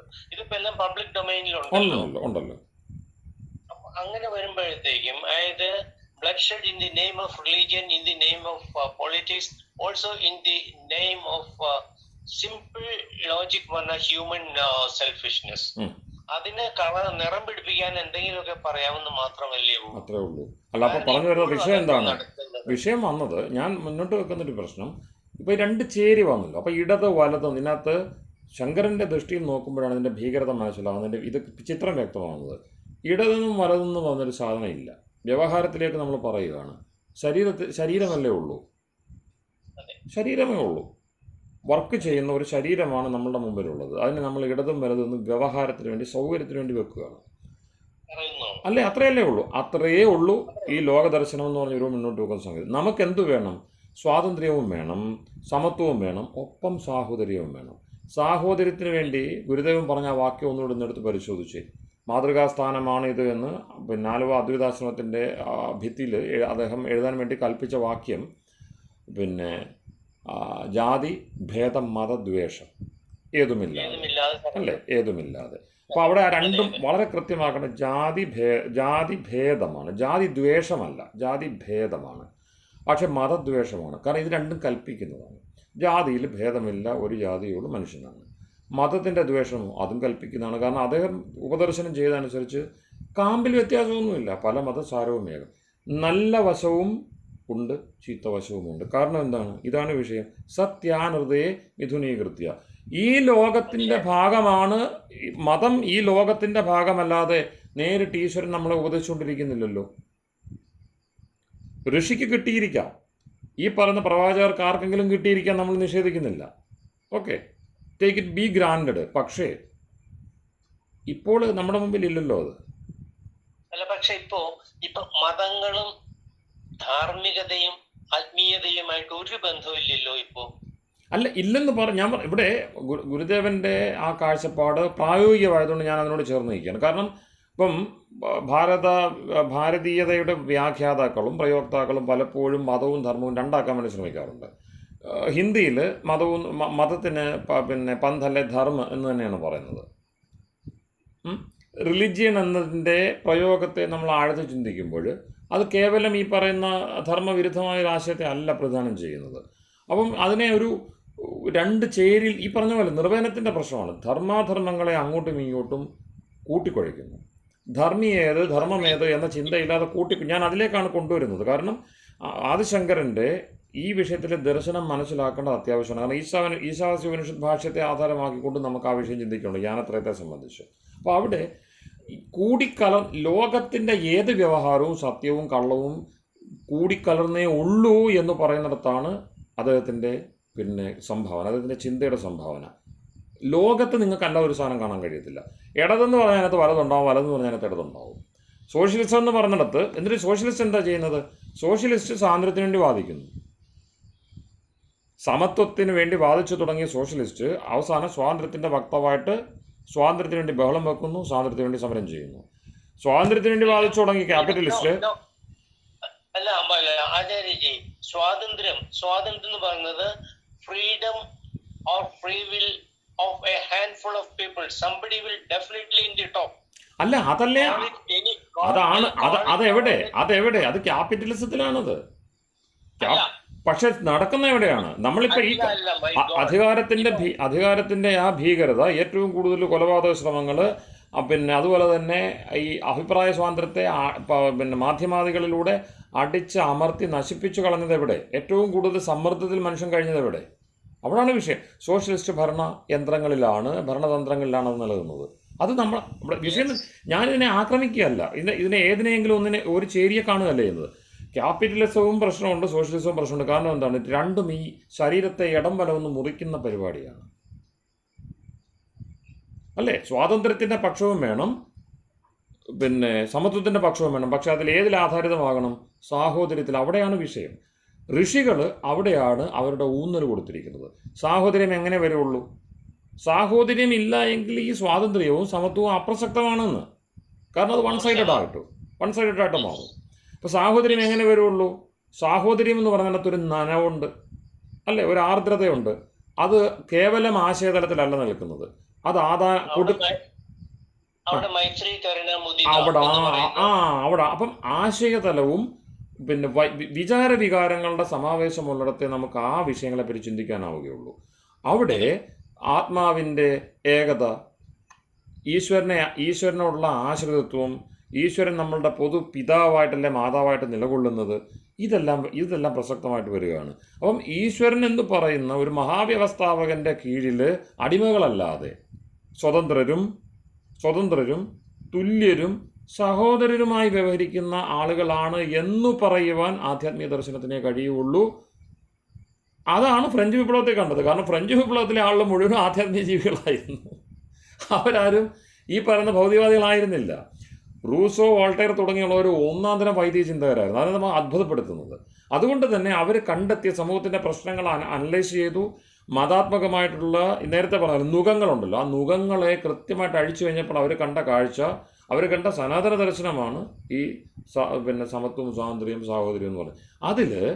അതിനെ വീണ്ടും എന്ത് ചെയ്തു? ഇവർ കൃത്യം പാർട്ടിസാൻ പൊളിറ്റിക്സിൻ്റെ ഭാഗമാക്കി ഇടം വലം തിരിച്ചു കളഞ്ഞു. ഈ രണ്ട് ചേരി നിർബന്ധമായിട്ട് ആർക്കാണ് വേണ്ടത്? ഈ ഇടം വലം എന്ന രണ്ട് ചേരി തിരിവ് ആർക്കാണ് വേണ്ടത്? ഇതാണ് പ്രശ്നം കിടക്കുന്നത്. അത് അനിവാര്യമാണോ? അങ്ങനെ നമുക്ക് നിൽക്കാൻ കഴിയുള്ളൂ? അങ്ങനെ നിൽക്കാൻ ശരീരം എവിടെയെങ്കിലും ഇടം വലമായിട്ട് മാറിയിരിക്കുമോ? ഇനിയും ഇത് രണ്ടും സോഷ്യലിസ്റ്റ് ചേരിയും ക്യാപിറ്റലിസ്റ്റ് ചേരിയും അനിവാര്യമാണ് എങ്കിൽ എന്തുകൊണ്ട് ഭരണയന്ത്രം ഇവർ ഒരുമിച്ച് തിരിക്കുന്നില്ല? അവിടെയാണ് വിഷയം വരുന്നത്. അവിടെയാണ് സത്യാന്തതയും മിഥുനീകൃതി കൂട്ടിക്കുഴയ്ക്കുന്ന പ്രശ്നം രണ്ടിലുമുണ്ട്. കാരണം സോഷ്യലിസത്തിനകത്ത് കമ്മ്യൂണിസം അല്ലെങ്കിൽ പിന്നെ ക്യാപിറ്റലിസം കലനിരപ്പുണ്ട്, തിരിച്ചപ്പുറത്തും ഇരിപ്പുണ്ട്. ഇത് നമുക്ക് അനായാസേന തെളിയിക്കാൻ പറ്റും. ഇങ്ങനെ വാദിച്ചു പോവുകയാണെങ്കിൽ ഇത് പിന്നെ എന്താണ് പറയുന്നത്, ഒരു തരത്തിൽ പറഞ്ഞാൽ കൂട്ടിക്കുഴച്ച് വെച്ചിരിക്കുന്ന ഒരു അസത്യ ബിംബമാണ് എന്നത് തെളിയിച്ചെടുക്കാൻ കഴിയും. ഇത് കലികാലത്തിൻ്റെതാണെന്ന് പുരാണങ്ങൾ പറഞ്ഞ് മെല്ലെ ഒഴിയും. പക്ഷെ അങ്ങനെ പോരാ. അതിനകത്ത് വലിയ ഒരു ആധ്യാത്മിക പ്രശ്നം നിലനിൽക്കുന്നുണ്ട്. നമ്മളെ സംബന്ധിച്ച്, സാധകരെ സംബന്ധിച്ച്, വൈദിക സൈദ്ധാന്തികരെ സംബന്ധിച്ച് അത് ആദ്യം ചിന്തിക്കേണ്ടതാണ് എന്ന നിർബന്ധമുള്ളത് കൊണ്ടാണ് അധ്യാസഭാഷ്യത്തിൽ പിന്നെ ഭഗവാൻ ശങ്കരൻ ആ വിഷയത്തെ ആദ്യം തന്നെ കാട്ടിയത്. വലിയ ഉൾക്കാഴ്ചയാണ് അത് തരുന്നത്. അതിനെ നമ്മൾ സാധാരണമായിട്ട്, അതായത് അഹം മമം, ഈ വിഷയമല്ല, അങ്ങനെയാണ് വ്യാഖ്യാനിച്ചു പോകുന്നത്. പ്രശ്നം എന്തേ ഉള്ളൂ, അഹം ഇതം മമേതം. അവിടെ ഇതം ഒന്ന് വന്നു. ഇതം എന്ന് വെച്ചാൽ വസ്തു. ഞാൻ എന്നെ കാണുന്നുണ്ടോ? എന്നെ ഒരു വിഷയമായിട്ടും ഒന്നും ഞാൻ കാണുന്നില്ല. നേരത്തെ പറഞ്ഞ അനാദിയായ അനാദ്യന്തമായ വസ്തുവായിട്ടാണോ ഈ ഞാൻ എന്നെ കാണുന്നത്? ഒന്നുമല്ല. ഈ ലോക്കൽ സാധാരണ കണ്ണി കാണുന്നൊരു വസ്തുവിൻ്റെ ഭാഗമായിട്ട് മാത്രമേ ഞാൻ എന്നെ കാണുന്നുള്ളൂ.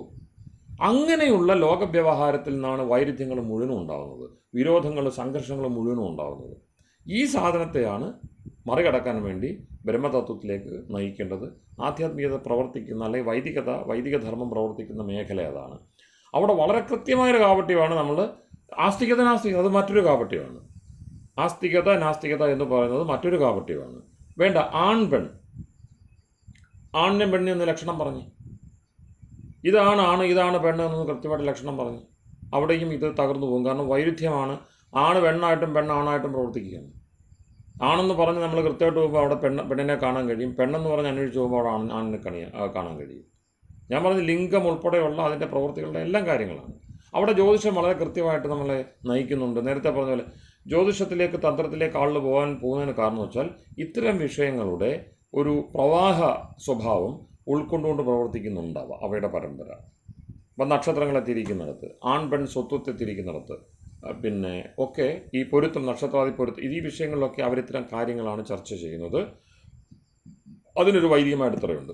ഇന്നത് പ്രയോഗിക്കുന്ന രീതിയിലാണോ എന്നുള്ളത് നമ്മൾ നേരത്തെ പറഞ്ഞ ദയന്തൻ പറയുന്ന പോലെ ശോകപത്രി അത് ദുഃഖമുണ്ടാക്കുന്നതാണ്. ഒരു കുട്ടി ജനിക്കുന്നത് വളരെ സന്തോഷമുള്ള കാര്യമാണ്. പക്ഷേ ജാതകം എഴുതുന്നതോടുകൂടി അത് മുഴുവനും ശോകസാഗരത്തിലേക്ക് നീങ്ങിപ്പോകുന്നു, ആ സന്തോഷം മുഴുവനും എന്ന് പറയുന്ന ഒരവസ്ഥയുണ്ട്. എങ്കിലും ജ്യോതിഷത്തിന് അത്തരമൊരു ഒരു ഒരു ഒരു കർമ്മമുണ്ട്. കാരണം നേരത്തെ പറഞ്ഞ പോലെ ലോകത്തെ കാണേണ്ടത് എങ്ങനെയെന്ന് ഋഷി പഠിപ്പിച്ച ഒരു സംവിധാനമാണ് ജ്യോതിഷം. അത് ഊറി ഊറി ഇറങ്ങി അത് വികലമായിട്ട് പോലും അതിനൊരു പ്രയോഗത്തിൽ നമുക്ക് കാണാൻ കഴിയുന്നുണ്ട്. അതുപോലെ തന്നെ ഋഷികൾ അനുഷ്ഠിച്ചു വന്ന അവരുടെ ഉപാസനയുടെ പ്രായോഗിക രൂപമായിരുന്നു ഈ തന്ത്രമെന്ന് പറയുന്നത്. അവരുടെ സാമൂഹ്യ ആരാധനയുടെ രൂപമായിരുന്നു. അതിനും കാലക്രമത്തിൽ ഒരുപാട് വ്യത്യാസം വന്നു, മാറ്റം വന്നു. അത് ഇന്ന് തന്ത്രമായിട്ട് മാറുന്നു. അപ്പം തന്ത്രം എന്തുകൊണ്ട് പ്രവർത്തിക്കുന്നു എന്ന് ചോദിച്ചാൽ അതിന് പ്രായോഗികമായിട്ടുള്ളൊരു അടിത്തറയുണ്ട്. പകരം ഋഷി എന്തു ചെയ്തു അത് കാണിച്ചു കൊടുക്കാനുള്ള വ്യാവഹാരികമായിട്ടുള്ള ഒരു സത്സ്വരൂപത്തെ നമുക്ക് കാണിച്ചു കൊടുക്കാൻ കഴിയുന്നില്ല. അനുശീലനത്തെ കാണിച്ചു കൊടുക്കുന്നിടത്ത് അത് പ്രവർത്തിക്കുന്നുണ്ട്. യോഗം, വേദാന്തം. കാരണം എന്താ അറിയാമോ? തന്ത്രം എന്തുകൊണ്ട് പിടിമുറുക്കി, ജ്യോതിഷം എന്തുകൊണ്ട് നേരത്തെ പറഞ്ഞ വേദാംഗ സ്വഭാവത്തിൽ നിന്ന് മാറി? 6 ദർശനങ്ങളും ചേർന്ന് ഒരൊറ്റ ദൃഷ്ടി പകരുന്നിടത്താണ് ശരിയായ ആർഷമായ ജീവിതം സിദ്ധമാകുന്നത്. 6 ദർശനങ്ങളും 6 ആണെന്നും അവ തമ്മിൽ പരസ്പരം കലഹിക്കുകയും അവയെല്ലാം ചേർന്നുകൊണ്ട് അദ്വൈതത്തെ സിദ്ധമാക്കുകയാണ് ചെയ്യുന്നത്. അദ്വൈതത്തിൻ്റെ പടികളായിട്ടല്ലാതെ ഒന്നിനും ഒരു സ്വതന്ത്രാസ്തിത്വമില്ല എന്നും മറ്റും പറയുന്നിടത്തോ ഈ പ്രയോഗം നശിച്ചു പോവുകയാണ് ചെയ്യുന്നത്. അപ്പോൾ ദൃഷ്ടികളെല്ലാം ഒരുക്കിയിട്ട് കൃത്യമായിട്ട് ഏകാഗ്രമായിട്ട് ജീവിക്കുന്നിടത്ത് 6 ദൃഷ്ടികളും ചേർന്നുകൊണ്ടുള്ള ഏകാഗ്രമായിട്ടുള്ള ജീവിത വീക്ഷണമാണ് യഥാർത്ഥ തന്ത്രം, യഥാർത്ഥ യോഗം, ഋഷികളുടെ ജീവന പദ്ധതി. അതുപോയി. അപ്പോൾ ഭാഗികമായ കാഴ്ചയുള്ളൂ. സാഖ്യത്തിൻ്റെ ചില നിയമങ്ങളൊക്കെ, സാഖ്യം പറയുന്ന ചില നിയമങ്ങൾ, വൈശേഷ്യം പറയുന്ന പല നിയമങ്ങളും ആരെടുക്കുന്നുണ്ട്? തന്ത്രം ഉപയോഗിക്കുന്നുണ്ട്. അപ്പം അത്രത്തോളം അതിന് സാധകത്വം ഉണ്ടാവാം. ഉദാഹരണങ്ങൾ പറഞ്ഞു പോകാവുന്നതാണ്. നമ്മളെ സമയം പോകുന്നതുകൊണ്ട് ഞാനത് കൂടുതൽ ഉദാഹരണങ്ങൾ പറയുന്നില്ല. തന്ത്രത്തിന്റെ യഥാർത്ഥത്തിലുള്ള ലക്ഷ്യം ഒരിക്കലും ഒബ്ജക്റ്റീവ് അല്ലല്ലോ, സബ്ജക്റ്റീവ് അല്ലേ? അവിടെയും ഇതുപോലെ തന്നെയാണ്. ഇത്തരം ഈ പ്രയുക്ത ശാസ്ത്രങ്ങളെന്ന് പറയുന്നതിനെല്ലാം ഈ വൈരുദ്ധ്യമുണ്ട്. അവർ പ്രൊഫസ് ചെയ്യുന്നത് തനും ത്രായതേ, തനു വിസ്താര ധാതുവാണ്. അപ്പം നമുക്ക് കാണാൻ കഴിയുന്നതിൻ്റെ വിസ്താരമാണ് തനു, സ്വന്തം ശരീരം ഉൾപ്പെടെയുള്ളതിൻ്റെ വിസ്താരമാണ് അതിൻ്റെ പരമാവധിയിലേക്ക് എത്തിക്കുക എന്നുള്ളതാണ് തന്ത്രത്തിൻ്റെ പ്രയോഗ പരതയെങ്കിൽ അത് വസ്തുനിഷ്ഠമാകേണ്ടതാണ്. പക്ഷേ സാറ് പറഞ്ഞതുപോലെ അത് പ്രൊഫസ് ചെയ്യുന്ന സാധനമല്ല അത് ചെയ്യുന്നത്. കാരണം ലോകത്തെ മുഴുവൻ ആത്മനിഷ്ഠമായിട്ടും ആശയപരമായിട്ട് ഇവർ കമ്മ്യൂണിസ്റ്റുകൾ എതിർക്കുന്ന, അല്ലെങ്കിൽ ഡയലക്റ്റിക്കൽ മെറ്റീരിയലിസ്റ്റുകൾ എതിർക്കുന്ന ഒരു തരം ഐഡിയലിസം ഉണ്ടല്ലോ. ആ ഐഡിയലിസത്തിൻ്റെ ഭയങ്കരമായ പ്രയോഗ സാധനമാണ് തന്ത്രത്തിൽ കാണുന്നത്. ഞാൻ പറയുന്നത് മനസ്സിലാവുന്നുണ്ടോ? ആ ഐഡിയലിസ്റ്റ് എല്ലാത്തിനും ആശയവാദം എന്ന് പറഞ്ഞ് ഇവർ കോർണർ ചെയ്യുന്നൊരു സംഗതി ഉണ്ടല്ലോ. അതിൻ്റെ പരമാവധിയിലാണ് നമ്മളുടെ ഇപ്പോഴത്തെ സോക്കോൾഡ് തന്ത്രം എന്ന് പറഞ്ഞ സംഗതി പ്രവർത്തിച്ചുകൊണ്ടിരിക്കുന്നത്. അവിടെ ഒന്നിനും വസ്തുരൂപം കാണിക്കുന്നില്ല. നിങ്ങൾ യോഗശാസ്ത്രം പഠിച്ചു വന്നതല്ലേ? വിപര്യോ മിഥ്യാജ്ഞാനം ആ തദ്രൂപ പ്രതിഷ്ഠം. അതൊന്ന് എടുത്തു നോക്കിയേ. വിപര്യമാണ് വിഷയം. പിന്നെയോ ശബ്ദജ്ഞാനാനുപാതി വസ്തുശൂന്യോ വികല്പം അടുത്ത വൃത്തി. അപ്പം ചിത്തത്തിലുള്ള ചില വൃത്തികൾ, പ്രമാണവൃത്തി ഒഴിച്ചുള്ള ബാക്കി വൃത്തികളെല്ലാം ഉഷാറായിട്ട് പ്രവർത്തിക്കുന്നുണ്ട്. പ്രമാണവൃത്തി അന്ധകരണ വൃത്തിയായിട്ട് അവിടെ ചുരുങ്ങി കിടക്കുകയാണ്. എന്നിട്ട് നമ്മൾ സമാധാനിക്കുകയാണ്, എൻ്റെ അറിവ് അത് അബ്സല്യൂട്ടാണ്, എൻ്റെ ചിന്ത ഗംഭീരമാണ്, എൻ്റെ മാനസികാവസ്ഥ അതിഗംഭീരമാണ് എന്നിങ്ങനെ നമ്മൾ ആണയിട്ട് പോവുകയാണ് ചെയ്യുന്നത്. അവിടെ ക്രോസ് ചെക്ക് ചെയ്യാൻ ഒരു പ്രമാണ വിചാരം ചെയ്യുന്നില്ല. അപ്പം വിപരീയോ മിഥ്യാജ്ഞാനം അതദ്രൂപ പ്രതിഷ്ഠം. വസ്തു ഉണ്ടോ എന്ന് ഉറപ്പാക്കാതെ വിശ്വാസത്തെ ഊട്ടിയുറപ്പിച്ചു പോവുക. അതിനുവേണ്ടി എന്ത് ചെയ്യുക? ശബ്ദങ്ങളുടെ വലിയ പെരുത്ത മഴ പെയ്ച്ചുകൊണ്ടിരിക്കുക. ശബ്ദജ്ഞാനാനുപാതി വസ്തുശൂന്യോ വികല്പ. വസ്തുവില്ല. ഞാൻ എന്തിനെപ്പറ്റി പറയുന്നു? അങ്ങനെ ഒരു വസ്തു നിലനിൽക്കുന്നില്ല, പക്ഷെ അത് ഉണ്ട് എന്ന് സ്ഥാപിച്ചെടുക്കാൻ എനിക്ക് കഴിയുന്നു. ആകാശപുഷ്പം പോലെ. അതെ. പക്ഷെ അത് ആകാശപുഷ്പമാണെന്ന് ഒരിക്കലും എന്ത് ചെയ്യത്തില്ല. അത് ഋഷി ഒരു ഉദാഹരണം പറഞ്ഞുകൊണ്ടാണ് ഇങ്ങനൊരു സാധനം ഉണ്ടെന്ന്, നമുക്ക് വന്ധ്യാപുത്രൻ, ആകാശപുഷ്പം, ഇങ്ങനെയൊക്കെയുള്ള സാമഗ്രി ഉണ്ട്, ശശവിഷാണം, ഇതൊക്കെ ഉണ്ടെന്ന് പറയുന്നത്. അല്ലെങ്കിലോ മനസ്സിലാവത്തില്ല. ഇന്നത്തെ മിക്കവാറും എല്ലാ വിഷയങ്ങളുടെയും നറേറ്റീവ്സ് പോകുന്നത് അങ്ങനെയാണ്. വസ്തുവില്ല, പക്ഷെ ഗംഭീരമായ ആശയ ലോകത്തെയാണ് നമുക്ക് കാണാൻ കഴിയുന്നത്. അപ്പോൾ ആശയപ്രപഞ്ചവും വസ്തുപ്രപഞ്ചവും തമ്മിലുള്ള അതിഗംഭീരമായ വൈരുദ്ധ്യം ആണ് നമ്മളെ അലട്ടുന്നത്. കാരണം ഇതിനിടയ്ക്ക് നമ്മൾ പെട്ടുള്ളിൽ കാണുന്നത് ശരിയോ തെറ്റോ, ഇതെന്താണിത്? അപ്പം സത്യാനുർതേ മിഥുനീകൃത്യം എന്ന് ശങ്കരൻ പറയുന്നത് വളരെ ശ്രദ്ധേയമായിട്ട് ആഴത്തിൽ നമ്മൾ അനുസന്ധാനം ചെയ്യേണ്ട ഒരു വിഷയമാണ്. എല്ലാറ്റിലും അത് കിടക്കുക. അപ്പോൾ ഈവൻ തന്ത്രത്തിൻ്റെ അവസ്ഥ ഏതാ? വേദത്തിൻ്റെ അവസ്ഥ നോക്കിയേ. വേദമെന്ന് പറയുന്നിടത്ത് വേദത്തെ പ്രതി ആണയിടുന്ന ആളുകൾ വേദത്തിൻ്റെ ഏതറ്റത്തിലേക്കാണ് അവരെന്ത് ചെയ്തുകൊണ്ടിരിക്കുന്നത്? കാരണം നമുക്ക് ഇത്രയൊന്നും ബുദ്ധിമുട്ട് വരേണ്ട കാര്യമില്ല. വേദത്തിൻ്റെ പരമ്പരയ്ക്ക് മുറിവുണ്ടായതുകൊണ്ടാണല്ലോ ഈ വീണ്ടും വീണ്ടും ഇത് വേദമാണെന്ന് പറയേണ്ടി വരുന്നത്. അത് വന്നതെന്തുകൊണ്ട്?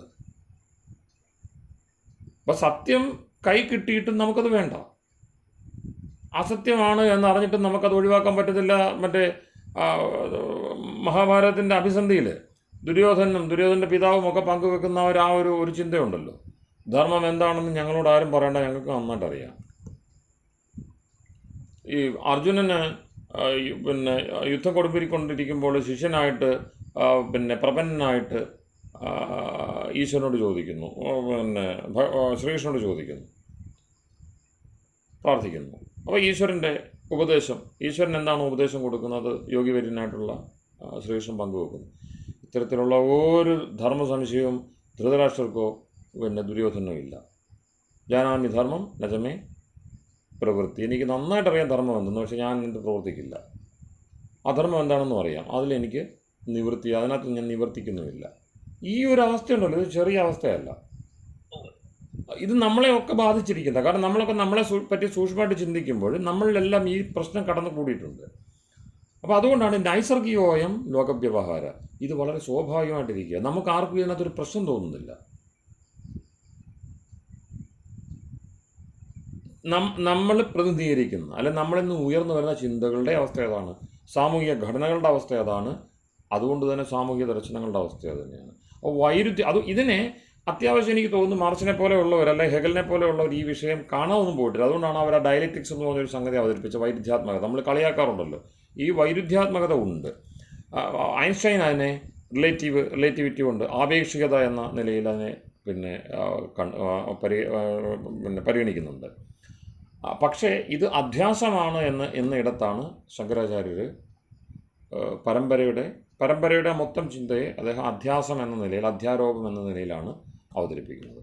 അപ്പോൾ അവിടെ നമുക്ക് ശ്രദ്ധിക്കേണ്ട അല്ലെങ്കിൽ നമ്മളുടെ ചിന്തയുടെ ഒരു രീതി, മെത്തഡോളജി ആവേണ്ട, ഈ യാനം എന്ന് പറഞ്ഞതിനെ 3 തരം യാത്രയുടെ 3 വിധാനങ്ങൾ കാണിച്ചല്ലോ. 3 വിധാനം എന്ന് പറയാൻ പറ്റത്തില്ല, 2 വിധാനവും ഒരു അപമാർഗവും. 2 മാർഗവും ഒരു അപമാർഗവും കാട്ടിത്തരുന്നു ശ്രുതി അല്ലെങ്കിൽ ഋഷി പരമ്പര. അവിടെ നമ്മളുടെ നിലപാട്, നമ്മളുടെ യാത്രയ്ക്കുള്ള നമ്മളുടെ പാഥേയം, ചിന്തയാവുന്ന ആശയതലം എന്തായിരിക്കണം എന്നിടത്ത് അധ്യാസത്തെ ഒഴിവാക്കാൻ വഴി കിടക്കുന്ന കയറിനെ പാമ്പായിട്ട് കണ്ടു കഴിഞ്ഞാൽ യാത്ര മുടങ്ങിപ്പോകും. അത്രത്തോളം അദ്വൈത ചിന്തയെ അല്ലെങ്കിൽ ശങ്കരൻ അവതരിപ്പിക്കുന്ന തർക്കപദ്ധതി നമുക്ക് സാധുവായിട്ട് കാണാൻ കഴിയും. സത്ത ഏകമാണ് എന്നും മറ്റും കേവലാദ്വൈതത്തിലേക്ക് പോകുമ്പോഴാണ് നമുക്കവിടെ വിഷയങ്ങളുണ്ടാകുന്നത്. പക്ഷേ അദ്വൈതത്തിൽ നിന്ന് സാധകമായ പലതും നമുക്ക് എടുക്കാനുണ്ട്. അപ്പോൾ ഇതൊരു ചെറിയ പ്രശ്നമല്ല. കാരണം ഇന്നത്തെ സത്യത്തിൻ്റെ ഭക്ഷണം ഏതെന്ന് അറിയണമെന്നുണ്ടെങ്കിൽ നല്ല ബുദ്ധിമുട്ടാണ്. ഒരു വഴിയെ പോകുമ്പോൾ അത് ശരിയാണെന്ന് തോന്നും. ഇപ്പോൾ സോഷ്യലിസത്തിൻ്റെ വഴിയെ പോവുകയാണെങ്കിൽ അത് ശരിയെന്ന് തോന്നുന്നുണ്ടാണല്ലോ അതിനകത്ത് ആത്മാർത്ഥമായിട്ട് ആൾ നിൽക്കുന്നത്. അവർക്ക് സത്യം അറിയാൻ, സത്യത്തെ അസത്യത്തെയും വേർതിരിച്ചറിയാൻ കഴിയാത്തവരാണെങ്കിൽ മനുഷ്യരെന്ന് പറയാൻ പറ്റില്ലല്ലോ.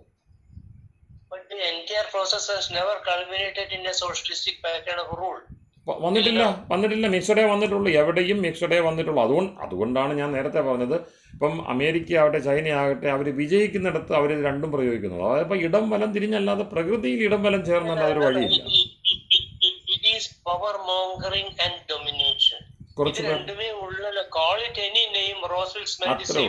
അത്രേ ഉള്ളൂ. ഇപ്പം പാരറ്റോ പ്രിൻസിപ്പിൾ എന്ന് പറയുന്ന എക്കണോമിക്സിൽ വളരെ ശ്രദ്ധേയമായിട്ടുള്ള, സത്യത്തിൽ ഈ മൈക്രോ ഭേദങ്ങളിൽ ഈ ക്യാപിറ്റലിസ്റ്റുകളാണ് സത്യത്തിൽ മാക്രോ എക്കണോമിക്സിനെ ഡെവലപ്പ് ചെയ്തെടുത്തത്. അത് മാക്രോ എന്ന് പറഞ്ഞാൽ ലോകത്തെ മൊത്തം കണ്ടുകൊണ്ടുള്ള, തിരിച്ച് സോഷ്യലിസ്റ്റുകളാണ് ചെയ്യേണ്ടിയിരുന്നത്, മറ്റേ അവരല്ല ചെയ്തിരിക്കുന്നത്, ക്യാപിറ്റലിസ്റ്റുകളാണ് അത് ഡെവലപ്പ് ചെയ്തിരിക്കുന്നത്. അപ്പോൾ അതിനകത്ത് ഈ മൈക്രോ എക്കണോമിക്സിനെ സംബന്ധിച്ച് പാരറ്റോ പ്രിൻസിപ്പിൾ എന്ന് പറഞ്ഞൊരു വലിയ സംഗതിയുണ്ട്.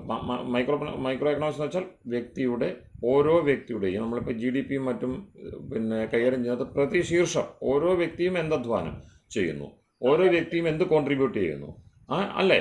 അവൻ്റെ അധ്വാനം, അതിൻ്റെ മൂല്യം, അതിൻ്റെ വ്യവസ്ഥ, അത് ധനമായിട്ട് മാറുന്നിടത്ത് എന്ത് പങ്ക് വഹിക്കുന്നു, ഇത്തരത്തിലുള്ള സൂക്ഷ്മമായിട്ടുള്ള ചിന്തയാണ് മൈക്രോ എക്കണോമിക്സിൻ്റെ. അപ്പം അവിടെ എംപ്ലോയ്മെൻ്റ് ഒരു വിഷയമാണ്. ഓരോ വ്യക്തിയും തൊഴിൽ ചെയ്യുന്നുണ്ടോ, സക്ഷമതയുണ്ടോ, അതെല്ലാമാണ് അത് ചിന്തിക്കുന്നത്. അപ്പോൾ അവിടെ പാരറ്റോ പ്രിൻസിപ്പിൾ എന്ന് പറയുന്നത് വളരെ പ്രധാനപ്പെട്ട ഒരു ചിന്തയിൽ അദ്ദേഹം ഈ പ്രിൻസിപ്പിളിലേക്ക് വരുന്നതിന് മുമ്പ് അദ്ദേഹം അന്വേഷിച്ചത് ഇറ്റലി എന്ന് പറയുന്ന ചെറിയ ദേശം, റോം, വത്തിക്കാനൊക്കെ നിലനിൽക്കുന്ന റോമിൻ്റെ അവശേഷിക്കുന്ന കേദാരമാണല്ലോ. മാത്രമല്ല നവോത്ഥാനത്തിൻ്റെ തന്നെ ഈറ്റില്ലമാണ്. അപ്പോൾ ഇറ്റലിയിലെ ഇറ്റലിയിൽ ജീവിച്ചിരിക്കുന്ന ആളുകൾക്ക് എത്ര ശതമാനം ഇറ്റലിയിൽ പങ്കുണ്ട്? ഇറ്റലി എന്ന് പറയുന്ന ഭൂമി, അവിടെയാണ് ഈ ഭൂമിക്ക് പ്രാധാന്യം വരുന്നത്. മനുഷ്യവതി പൃഥിവി അർത്ഥ എന്നാണ് ചാണക്യൻ പറയുന്നത്, കൗടില്യം പറയുന്നത്. മനുഷ്യൻ പ്രവർത്തിക്കുന്ന മനുഷ്യപ്രവർത്തനം കൊണ്ട് തിരിച്ചറിയപ്പെടുന്ന ഭൂമിയാണ് അർത്ഥം എന്ന് കാണേണ്ടത്. അതായത് ധർമ്മ അർത്ഥ കാമ മോക്ഷങ്ങൾ അർത്ഥമെന്ന് കാണേണ്ടത്.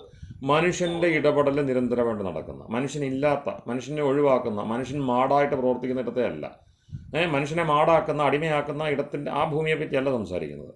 അപ്പം അങ്ങനെ വരുമ്പോൾ അത് വെച്ചുകൊണ്ട് സത്യത്തിൽ ഇവരെല്ലാം ആത്യന്തികമായിട്ട് അത്തരം നിയമങ്ങളിൽ എവിടെയെങ്കിലുമൊക്കെ ഒന്നിക്കുന്നുണ്ട്. ഒരു പ്രത്യേക ദിവ്യമായിട്ടുള്ള അല്ലെങ്കിൽ ഈശ്വരീയമായിട്ടുള്ള ആധ്യാത്മികമായിട്ടുള്ള മേഖലകളിൽ ഇവർ ഒന്നിക്കുന്നുണ്ട്, ഈ വ്യത്യസ്ത ചിന്തകർ എന്ന് നമുക്ക് കാണാൻ കഴിയും. അപ്പോൾ അദ്ദേഹം അന്വേഷിച്ചപ്പോൾ അദ്ദേഹത്തിന് മനസ്സിലായി 20% ഇറ്റാലിയൻസിൻ്റെ കയ്യിലാണ് ഇറ്റലി. ഈ 80%-നും അതുമായിട്ട് യാതൊരു ബന്ധവുമില്ല. അപ്പോൾ ഇതൊരു ചെറിയ പ്രശ്നമല്ല. അപ്പം എന്നിട്ട് അദ്ദേഹം പകരം നിർദ്ദേശിച്ചത് എങ്ങനെയാണ്? ഈ 80% എന്ത് ചെയ്യും? 80%-മാണ് ഒരു മനുഷ്യ സമൂഹത്തിൻ്റെ 80%-നും യാതൊരു അധികാരവും ഇല്ല എന്ന് പറയുമ്പോൾ അവിടുത്തെ അവസ്ഥ എന്താണ്? അത് ചെറിയ പ്രശ്നമല്ലല്ലോ. അപ്പോൾ അദ്ദേഹം എന്നിട്ട് അതിനെ പകരം നിർദ്ദേശിച്ചതാണ് താഴെ തട്ടുകളിൽ നിന്ന്, ഈ ഹൈറാർക്കിയുടെ അങ്ങ് മേളിൽ നിൽക്കുന്ന വരേണ്യം എന്നൊക്കെ പറയുന്ന ആ ഒരു സംഗതി, ഇവർ ഭൂഷാളെന്നൊക്കെ പറയുന്ന പെറ്റി ഭൂഷ എന്നൊക്കെ തരംതിരിക്കുന്നുണ്ടല്ലോ.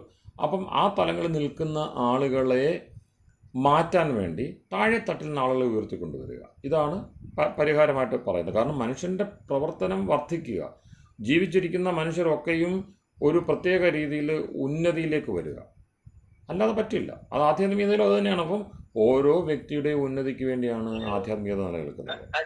വൈയക്തികമായിട്ടുള്ള ചിന്തയാണ്. ബൂർഷ എന്നാരെ വിളിക്കുന്നുവോ ആ ആള് ആ പേര് അറിയപ്പെടാൻ ആഗ്രഹിക്കാതെ മറ്റൊരു ബൂർഷയാകാൻ ശ്രമിച്ചുകൊണ്ടിരിക്കുന്നു, ആഗ്രഹിക്കുന്നു, അഭിലഷിക്കുന്നു, പരിശ്രമിക്കുന്നു. ഇതിനകത്തൊരു കാപട്യമുള്ളത്, ആ കാപട്യത്തെയാണ് അധ്യാസം എന്ന് ശങ്കരൻ പറയുന്നത്. പക്ഷെ അത് ആരും അംഗീകരിക്കത്തില്ല. ശങ്കരൻ പറഞ്ഞത് ഇതിനകത്ത് രണ്ടിനകത്തും ഈ പ്രശ്നമുണ്ട്. അപ്പം നമ്മൾ ആത്മാർത്ഥമായിട്ട് നോക്കുമ്പോൾ അദ്ദേഹം പറഞ്ഞത് വളരെ ശരിയായിട്ട് തോന്നുകയാണ്. എവിടെയാണ് സത്യവും കള്ളവും കൂടെ കൂടിക്കലർന്നിരിക്കുന്നത് എന്ന് കണ്ടെത്തിയാൽ നമ്മൾ വിജയിച്ചു. പക്ഷേ ഇത് രണ്ടുകൂടെ കൂടിക്കലർന്ന നൈസർഗികമായ വ്യവഹാരത്തിലാണ് ലോകക്രമം സഞ്ചരിച്ചുകൊണ്ടിരിക്കുന്നത്. വിശേഷിച്ചും അത് കലികാലത്തിലേക്ക് എത്തുമ്പോൾ സത്യം ഏതാണ്ട്, നേരത്തെ നമുക്ക് അല്പമെങ്കിലുമൊക്കെ തിരിച്ചറിയാൻ കഴിയും. ഇപ്പോൾ സത്യം ഏതാണ്ട് അസത്യത്തിൻ്റെ വേഷത്തിലും അസത്യം സത്യത്തിൻ്റെ വേഷത്തിലാവാം എന്ന മട്ടിലുമായിട്ട് തിരിച്ചും മറിച്ചുമാണ് മാറിയിരിക്കുന്നത്. ഒരു പോയിന്റ് കൂടി പറഞ്ഞിട്ട്, അതായത് ക്യാപിറ്റലിസ്റ്റ് ആൻഡ് ലേബർ ക്ലാസ് എന്ന് പറയുമ്പോൾ സത്യം പറഞ്ഞാല് അങ്ങേക്ക് കൃത്യമായി അറിയാവുന്ന പോലെ തന്നെ land, labour, capital and organisation are the 4 factors of production. അതില്ലാതെ ഒരിടം കാണാൻ പറ്റില്ല. അങ്ങനെ വരുമ്പോഴത്തേക്കും rent, wages, interest and profit, ആ ഓർഗനൈസർ എന്ന് പറയുന്ന ആളുടെ അധ്വാന ഫലമാണ് പ്രോഫിറ്റ്. അതേ സമയത്ത് this organiser, that person who is organising the land, labour and capital, അതായത് ലേബർ ഓറിയന്റഡ് മാത്രമായിട്ടുള്ളത് പ്രൊഡക്ഷൻ അപൂർവമായിട്ടുണ്ടായിരുന്നു, ക്വാറി പോലെ, അത് നിൽക്കട്ടെ. In majority of cases these 4 factors of production ആര് ഓർഗനൈസ് ചെയ്യുന്നു? He is branded as A capitalist. അതെ അതെ. He is an enemy, and a person who is giving me bread is an enemy. അതല്ല, അങ്ങനെ അതാക്കിയെടുത്തില്ലേ? അങ്ങനെ ആക്കിയെടുത്തിട്ടാണല്ലോ ഈ സമരം മുഴുവൻ ഉണ്ടാകുന്നത്. അതുകൊണ്ടാണല്ലോ അവർക്ക് തൊഴിലാളികളുടെ ജീവിതത്തിൽ ഇത്രയും അരക്ഷിതാവസ്ഥ പിന്നീട് ഉണ്ടായിട്ടുണ്ടോ? ആരും സംരംഭകരാകുന്നില്ല. സംരംഭകർ എന്ത് ചെയ്തു? തൊഴിലാളികൾക്ക് പകരം യന്ത്രങ്ങളെ അവരെന്ത് ചെയ്തു? പുനഃസ്ഥാപനം ചെയ്തു. അവർ യന്ത്രങ്ങളെ സൂക്ഷ്മമാക്കി റോബോട്ട് വരെ എത്തിച്ചു. റോബോട്ടിക്സിൻ്റെ യുഗത്തിലേക്ക് നമ്മൾ സഞ്ചരിച്ചുകൊണ്ടിരിക്കുക. മനുഷ്യർ കൂട്ടായിട്ട് പ്രവർത്തിക്കുന്ന ഇടത്താണ് യഥാർത്ഥത്തിൽ അർത്ഥമുണ്ടാകുന്നത് എന്ന് പഠിപ്പിച്ച കൗടില്യൻ്റെയും മറ്റും രാഷ്ട്രനയങ്ങൾ നിലനിൽക്കുന്ന ഇടത്തും നമുക്ക് പകരം ഒരു മാർഗം കാട്ടിക്കൊടുക്കാൻ കഴിയുന്നില്ല. അപ്പോൾ മനുഷ്യരുടെ കൂട്ടായ പ്രയത്നം എന്ന് പറയുന്നിടത്ത് സാഹോദര്യം, അവിടെയാണ് വിഷയം കിടക്കുന്നത്. സാഹോദര്യത്തെ അഭിസംബോധന ചെയ്യാതെ പറ്റില്ല. അത് നമ്മളെ സംബന്ധിച്ച് ക്ലേശമാണ്. കാരണം നേരത്തെ പറഞ്ഞല്ലേ, ഈ അഹം എന്ന് പറയുന്ന സാധനത്തെ വിട്ടിട്ട് വേണ്ടയോ രക്ഷപ്പെടുക. അത് രക്ഷപ്പെടുന്നത് എവിടെയാണ്? അഹം മമ ഈ സാധനം കിടന്ന് കളിച്ചുകൊണ്ടിരിക്കുകയാണ്. സ്വാഭാവികമായിട്ടും മറ്റേ ഷഡ്രിപുക്കളായിട്ട് ഞാനതിനകത്ത് എനിക്ക് അത്ഭുതം തോന്നിയത്, ചാണക്യൻ രാഷ്ട്രശത്രുക്കളായിട്ട് പറഞ്ഞ ഇവരെ ആരെയുമല്ല. കാമലോഭ ക്രോധ മോഹ മതമാത്സര്യാദികളാകുന്ന ആറ് കാര്യങ്ങളാണ് ഷഡ്രിപുക്കളായിട്ട് കാണുന്നത്. രാഷ്ട്രത്തിൻ്റെ പൊതുശത്രുക്കൾ. ആലോചിച്ച് നോക്കി, എന്തൊരു ദർശനമാണത്. അപ്പം നമ്മളെല്ലാവരും ചേർന്ന് അതിനെയാണ് കൈകാര്യം ചെയ്യുക. അത് നോക്കുമ്പോൾ നമ്മളിൽ തന്നെ തിരിപ്പില്ലേ. ഈ വിദ്യാഭ്യാസം നഷ്ടപ്പെട്ടതോടുകൂടി നമ്മൾ വേറെ സാധനങ്ങളിലാണ് കാണുന്നത്. അപ്പം മറ്റൊരു വലിയ ചിന്ത അതോടെ പറഞ്ഞുകൊണ്ട് ഞാൻ എനിക്ക് നിർത്താം. ഇപ്പോൾ സമൂഹം, കൂട്ടായ്മ എന്നൊക്കെ നമ്മൾ വളരെ മോഹന സംഗതി സോഷ്യൽ സൊസൈറ്റി എന്ന് പറയുന്ന സംഗതി, ഇത് വാസ്തവത്തിലുണ്ടോ എന്നുള്ളത് ചിന്തിക്കേണ്ടതാണ്. ഇതിൻ്റെ ഒരു കാമ്പുണ്ടോ? ഇതിന് സ്വതന്ത്രമായിട്ട് പ്രവർത്തിക്കാൻ കഴിയുമോ? കാരണം വ്യക്തികൾ കൂടി ചേരുന്നതാണല്ലോ സമൂഹം എന്ന് പറയുന്നത്. വ്യക്തികളുണ്ട്, പക്ഷേ ആ വ്യക്തികളെല്ലാം ദുർബലരാകുന്നു. വേറെ എന്തോ ഒരു സിസ്റ്റം പ്രവർത്തിക്കുക. കാരണം ഒരു വ്യക്തിക്ക് ഒന്നും ചെയ്യാൻ പറ്റുന്നില്ലല്ലോ. അപൂർവമായിട്ട് ചില വ്യക്തികൾ ചെയ്യുന്നു എന്ന് പറയുന്നിടത്ത് അവിടെയും ഫണ്ടിങ് അല്ലേ, മറ്റു തരത്തിലുള്ള അല്ലേ വ്യക്തികളുണ്ട്. ഒരു സ്വാഭാവിക മനുഷ്യ വീരനല്ല നമ്മൾ കാണുന്ന നേതാവ് അല്ലേ. സ്വാഭാവിക മനുഷ്യന വീരനായൊരു മനുഷ്യൻ അല്ലേ, ബ്രഹ്മചര്യാദികളെ കൊണ്ട് അങ്ങനെ തെളിഞ്ഞ് തപസ് ചെയ്തു വന്നൊരു തപസ്യയല്ല നമ്മൾ പലപ്പോഴും കാണുന്നത്. ഫേക്ക് ഫിഗേഴ്സിനെയാണ്, ഫേക്ക് ഐക്കൺസിനെയാണ് നമ്മൾ കാണുന്നത്. അപ്പോൾ അവിടെയും നമുക്ക് വിശ്വസിക്കാൻ പറ്റുന്നില്ല. അപ്പോൾ പ്രധാനപ്പെട്ട ഒരു സാഖ്യദർശനം അവിടെ ഒരു ഗംഭീരമായ ഉപദർശനം നൽകുന്നുണ്ട്. സാഖ്യം പറയുന്നത് സംഹത പരാർത്ഥത്വാത് പുരുഷസ്യ, എവിടെയൊക്കെ കൂടിച്ചേർന്നിരിക്കുന്ന സാമഗ്രികളുണ്ടോ അതെല്ലാം ജഡമായിരിക്കും. കൂടിച്ചേർന്നതൊക്കെയും എന്തൊക്കെ കൂട്ടായ്മയുണ്ടോ അതെല്ലാം ജഡമായിരിക്കും. എന്നുവെച്ചാൽ അതിന് ചൈതന്യത്തിൻ്റെ നിയമത്തിനനുസരിച്ച് പ്രവർത്തിക്കാൻ ചൈതന്യത്തിന് ഗുണപ്പെടുന്നതാവുക എന്നുള്ളത് നിർബന്ധമുള്ള കാര്യമല്ല. ഗുണപ്പെടുക എന്നുള്ളതാണ് ഉദ്ദേശം. കൂടിച്ചേർന്ന് ചൈതന്യത്തിന് വേണ്ടി പ്രവർത്തിക്കണം. പക്ഷെ അങ്ങനെ ചൈതന്യത്തെ അംഗീകരിക്കുന്ന ഒരു സോഷ്യലിസ്റ്റ് സമൂഹത്തെ നമുക്ക് കാണാൻ കഴിയുന്നു. അവർ നിരീശ്വരത്വമാണ് പറയുന്നത്. ചേതനത്തെയാണ് ഏറ്റവും കൂടുതൽ എതിർക്കുന്നത്. ജഡവാദികളാണ് അവർ. ഇത് സാഖ്യദർശനം കൊണ്ട് മാത്രം മനസ്സിലാവുന്ന ഒരു പ്രതിഭാസമാണ്.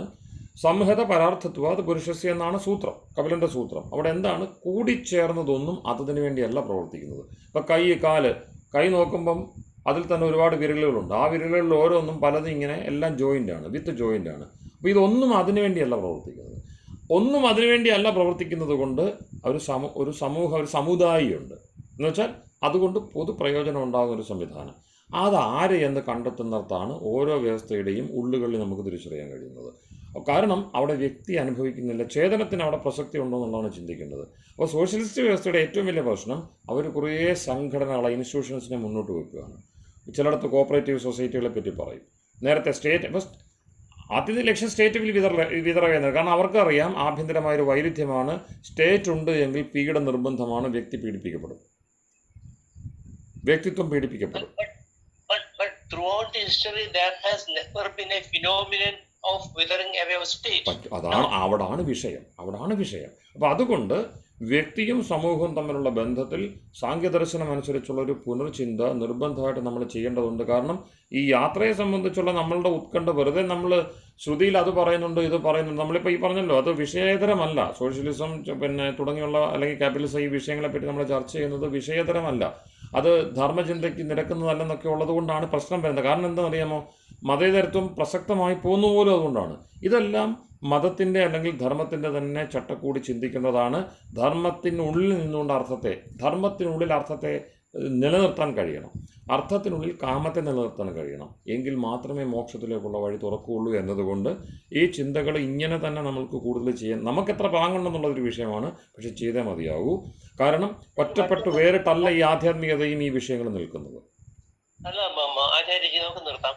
അതായത് ഒരു സാധാരണയായിട്ട് തോന്നാറുള്ള സംശയം എന്താണെന്ന് വെച്ച് കഴിഞ്ഞാല്, മതങ്ങളുടെ ഉദ്ദേശ ലക്ഷ്യങ്ങൾ തന്നെ കുറച്ച് ആൾക്കാരുടെ താല്പര്യങ്ങൾ മാത്രമാണെന്ന് എനിക്ക് തോന്നുന്നു. അല്ലെങ്കിൽ ഇപ്പൊ നമ്മളുടെ ധാർമ്മിക ചിന്ത, ധൃതി ക്ഷമ ദമനോസ്തയം ശൗചം തീ വിദ്യ സത്യം പക്വത, ഇത് പ്രാക്ടീസ് ചെയ്താൽ മതിയല്ലോ. why do we run after the organized group? അവിടാണ് വിഷയം. കാരണം വ്യക്തിക്ക് വേണ്ടത് എന്തെന്ന് വ്യക്തിയെ പഠിപ്പിക്കുന്ന വിഷയമേ ഇല്ലയെന്ന്. അതല്ലേ ഇപ്പം നമ്മളൊക്കെ ഇപ്പം വൈദിക ദർശനവുമായി ബന്ധപ്പെട്ട് മുന്നോട്ട് പോകുന്ന സാധകർ അനുഭവിക്കുന്ന ഏറ്റവും വലിയ പ്രശ്നം ഈ പിന്നെ ഫോർമേഷൻസ് തന്നെയാണ്. കാരണം സോഷ്യൽ ഫോർമേഷൻസിലേക്ക് നീങ്ങുമ്പോൾ നമ്മൾ അന്തം വിടുകയാണ്. കാരണം ഇതല്ലല്ലോ യാഥാർത്ഥ്യം. അപ്പോൾ നമ്മളെ എവിടെ നമ്മളെ എവിടെ പ്രവേശിക്കണം, വലിയ പ്രശ്നമാണ്. എന്നിട്ട് നമ്മളും അല്ലെങ്കിൽ ഇൻസ്റ്റിറ്റ്യൂഷണലൈസ് ചെയ്യാൻ ശ്രമിക്കും തോറും ഈ പറഞ്ഞ ആത്മാവ് പീഡിപ്പിക്കപ്പെടുന്ന ഭീകരമായിട്ടുള്ള സംഘർഷത്തിലേക്ക് പോവുകയാണ്. എന്താ കാരണം? അവിടാണ് വിഷയം. അത്രയേ ഉള്ളൂ. വളരെ ചുരുക്കം ആളുകൾ എന്ന് വെച്ചാൽ അത്രയും മറ്റേ മാഗൃഥ എന്ന് പറയുന്നിടത്ത് ഈ പറയുന്നല്ലോ, നമുക്ക് അത് എപ്പോഴെങ്കിലും ചർച്ച ചെയ്യാം. കാരണം 8 ഉദാഹരണം നിങ്ങൾക്ക് അറിയാമെങ്കിൽ, ഓർമ്മയുണ്ടെങ്കിൽ ഉലൂകയാതും ശുശുലൂകയാതും എന്ന് പറയുന്ന ഒരു പിന്നെ ഋക്ക് അഥർവ മന്ത്രമുണ്ട്. അവിടെ 6 കൃത്യമായിട്ട് ഓർമ്മ, എനിക്കൊന്ന് ഷഡ്രിപുക്കൾ 8 ഉണ്ടോ എന്ന് സംശയമുണ്ട്. അടുത്ത അന്ന് വളരെ വിദൂരമായ ഓർമ്മയാണ്. അത്രയും ജീവികളെ, അതായത് ഈ കഴുകൻ തുടങ്ങിയുള്ള ജീവികളെ, കഴുകൻ, മൂങ്ങ തുടങ്ങിയുള്ള ജീവികളിൽ നിന്നെല്ലാം ഓരോ പ്രത്യേകതകൾ എടുത്തിട്ട് ഇത് മനുഷ്യാത്മാവ് കൈവിടണം എന്നാണ് വേദം അവിടെ ഉപദേശിക്കുന്നത്. ഈ സാധനങ്ങൾ എടുത്തു നോക്കിയാൽ അറിയാം ഇതിൻ്റെ പെരുമയാണ് നമ്മൾ സാമൂഹിക സംവിധാനങ്ങളിൽ കാണുന്നത്. അതായത് കൂട്ടായ്മയിൽ അതൊരിക്കലും ഒഴിയുന്നില്ല.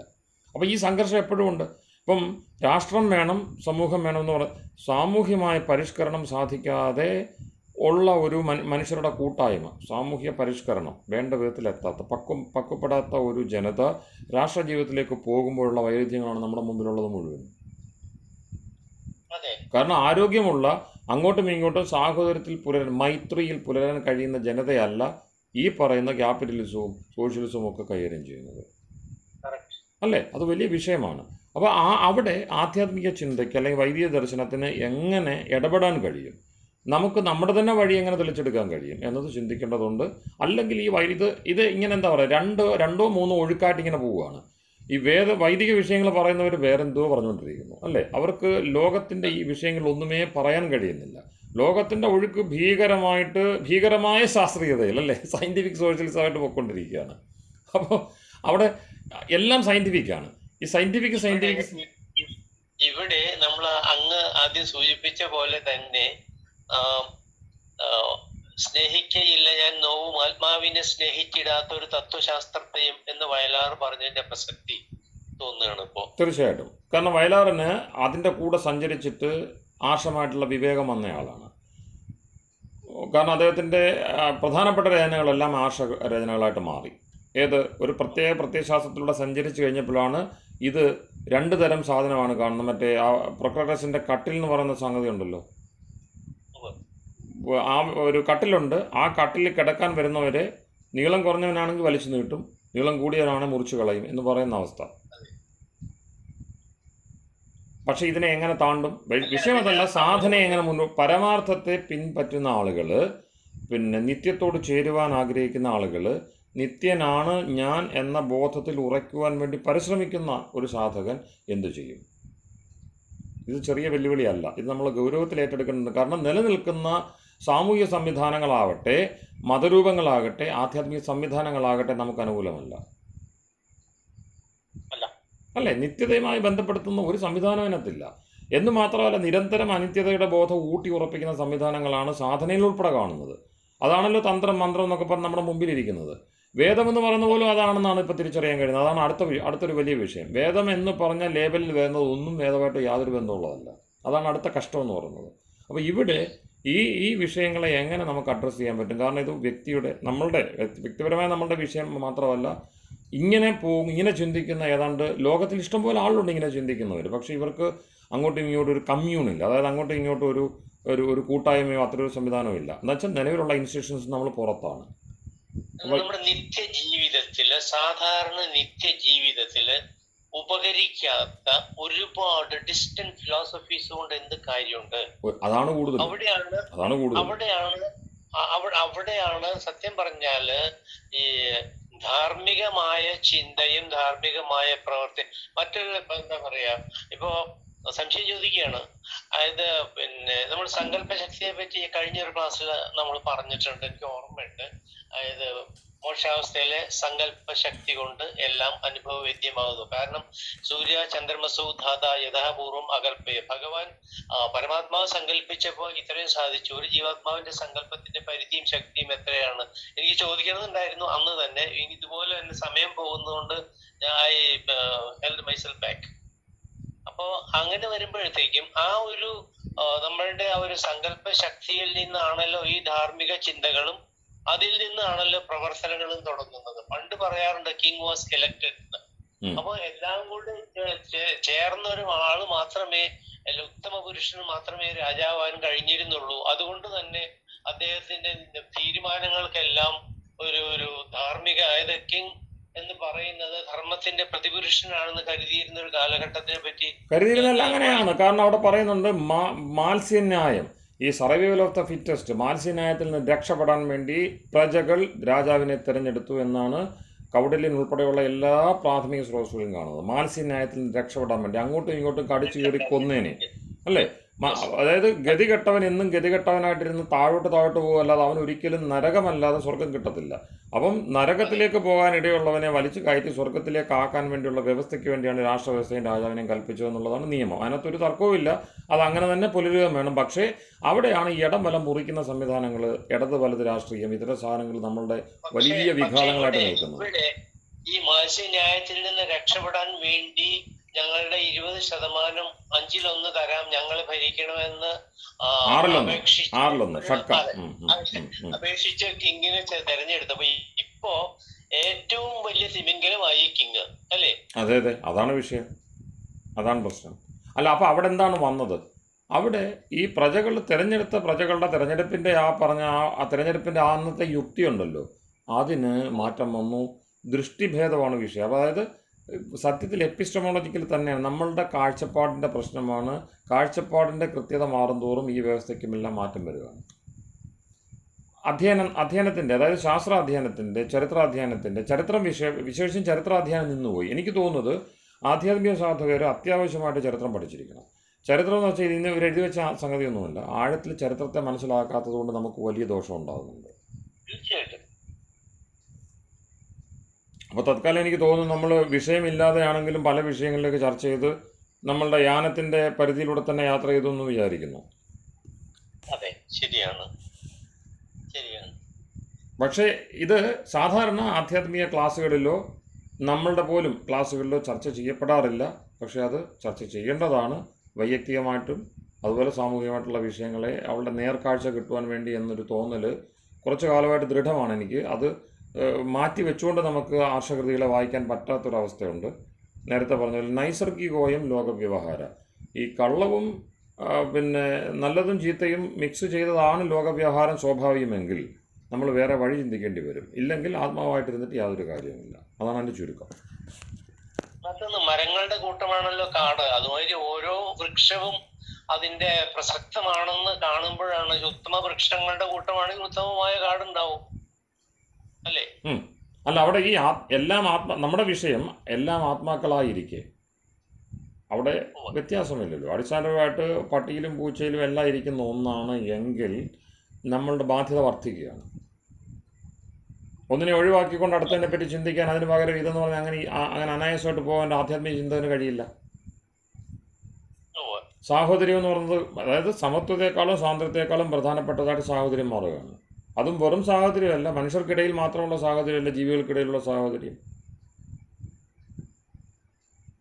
അവിടെയാണ് വിഷയം വരുന്നത്. അതിനെല്ലാം ബാധ ഉണ്ടാക്കുന്ന നിലയിലാണ് ഇവർ രണ്ടുപേരും മത്സരിച്ച് മാംസം കഴിച്ചുകൊണ്ടിരിക്കുകയാണ്. സ്വാതന്ത്ര്യവാദികളും സമത്വവാദികളും ഒരുമിച്ചിരുന്നാണ് തീന്മേശയിൽ എന്ത് ചെയ്തുകൊണ്ടിരിക്കുന്നത്, ഈ ജീവജാലങ്ങളെ കൊന്നുകൊണ്ടിരിക്കുന്നത്. അപ്പോൾ സാഹോദര്യം എന്ന് പറഞ്ഞാൽ ലിമിറ്റ് ചെയ്തു. അത് നാളെ ഇപ്പം ലിമിറ്റ് ചെയ്ത് വെച്ചിരിക്കുന്ന, നാളെ അങ്ങോട്ടും ഇങ്ങോട്ടും ഇവർ ഈ രണ്ട് ഒരേ ടേബിളിൽ ഇരുന്ന് കഴിച്ചുകൊണ്ടിരിക്കുന്നവർ പരസ്പരം തിന്നുന്ന അവസ്ഥയിലേക്ക് വരാൻ അധിക ദൂരം വേണ്ട. തീർച്ചയായിട്ടും. കാനിബാലിസം എന്ന് പറഞ്ഞ് പലയിടത്തും ചരിത്രത്തിൽ അടയാളപ്പെടുത്തുന്നുണ്ടല്ലോ. അപ്പോൾ ഏറെ സമയം എടുത്തു. എനിക്ക് തോന്നുന്നത് നമ്മുടെ പ്രേംകുമാർജിക്ക് ഇതിൻ്റെ വിഷയമുണ്ടായിരുന്നു തോന്നുന്നു, അങ്ങോട്ടും ഇങ്ങോട്ടും വിട്ടുപോകുന്നുണ്ടായിരുന്നു, കയറി ഇറങ്ങുകയും ചെയ്യുകയാണ്. നമ്മളേറെ സമയമെടുത്തു, എനിക്ക് തോന്നുന്നു 1.5 മണിക്കൂറോളം ആകുന്നു. നമസ്തേ പറയട്ടെ. വീണ്ടും സംസാരിക്കാം. വളരെ സന്തോഷമായി. ശുഭരാത്രി. അജയ് നമസ്തേ. ബാക്കിയുള്ളവരെ സംബന്ധിച്ചും അത് ചർച്ച ഗുണപ്പെട്ടു എന്ന് കരുതുന്നു. നമ്മൾ ഇത്തരം വിഷയങ്ങളൊക്കെ ഏകപക്ഷീയമായി പോകുന്നുണ്ടോ? ഇല്ല, തീർച്ചയായിട്ടും ചർച്ച പ്രയോജനപ്പെട്ടു.